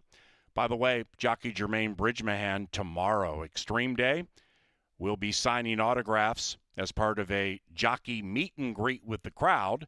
That's tomorrow following race number 3. The Victorious Vanda is a 5-year-old gray Minnesotan by race day out of Orchid Lane, bred in Minnesota by Dennis Minahan. Extreme Day tomorrow at 1 o'clock. Hopefully you can join us. CanterburyPark.com for information regarding everything we do on and off the track. Otherwise, if you're leaving the racetrack, please drive safely.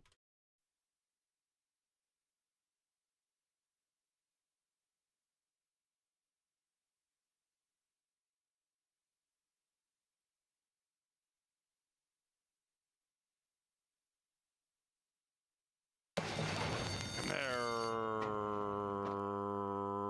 racing from the center. That gray Victorious Vanda out fast, but not as fast as Hot Legs Romolo. And at 10-1, the one is first as they approach the first turn and is looking to steal it in upset fashion. Hot Legs Romolo going quickly. After that, Shut Up, Michael. The Irish in second, angling to the outside of the one as the pace slows down. Then it's Victorious Vanda. Sonic Speed's under a very, very tight pull, 4 wide, and being overtaken by Crew Dragon, looking to win two in a row. Crew Dragon sneaks up to the inside just off the heels of Hot Leg Romolo. Then we come back to Mansoura. That one would have to win 2 in a row from 10 lengths out of it, second last. And the Prairie Meadows shipper, Hawks Creek, is last. Well strung out field into the far turn. They're still chasing Hot Legs. It is Hot Legs Romolo by 1.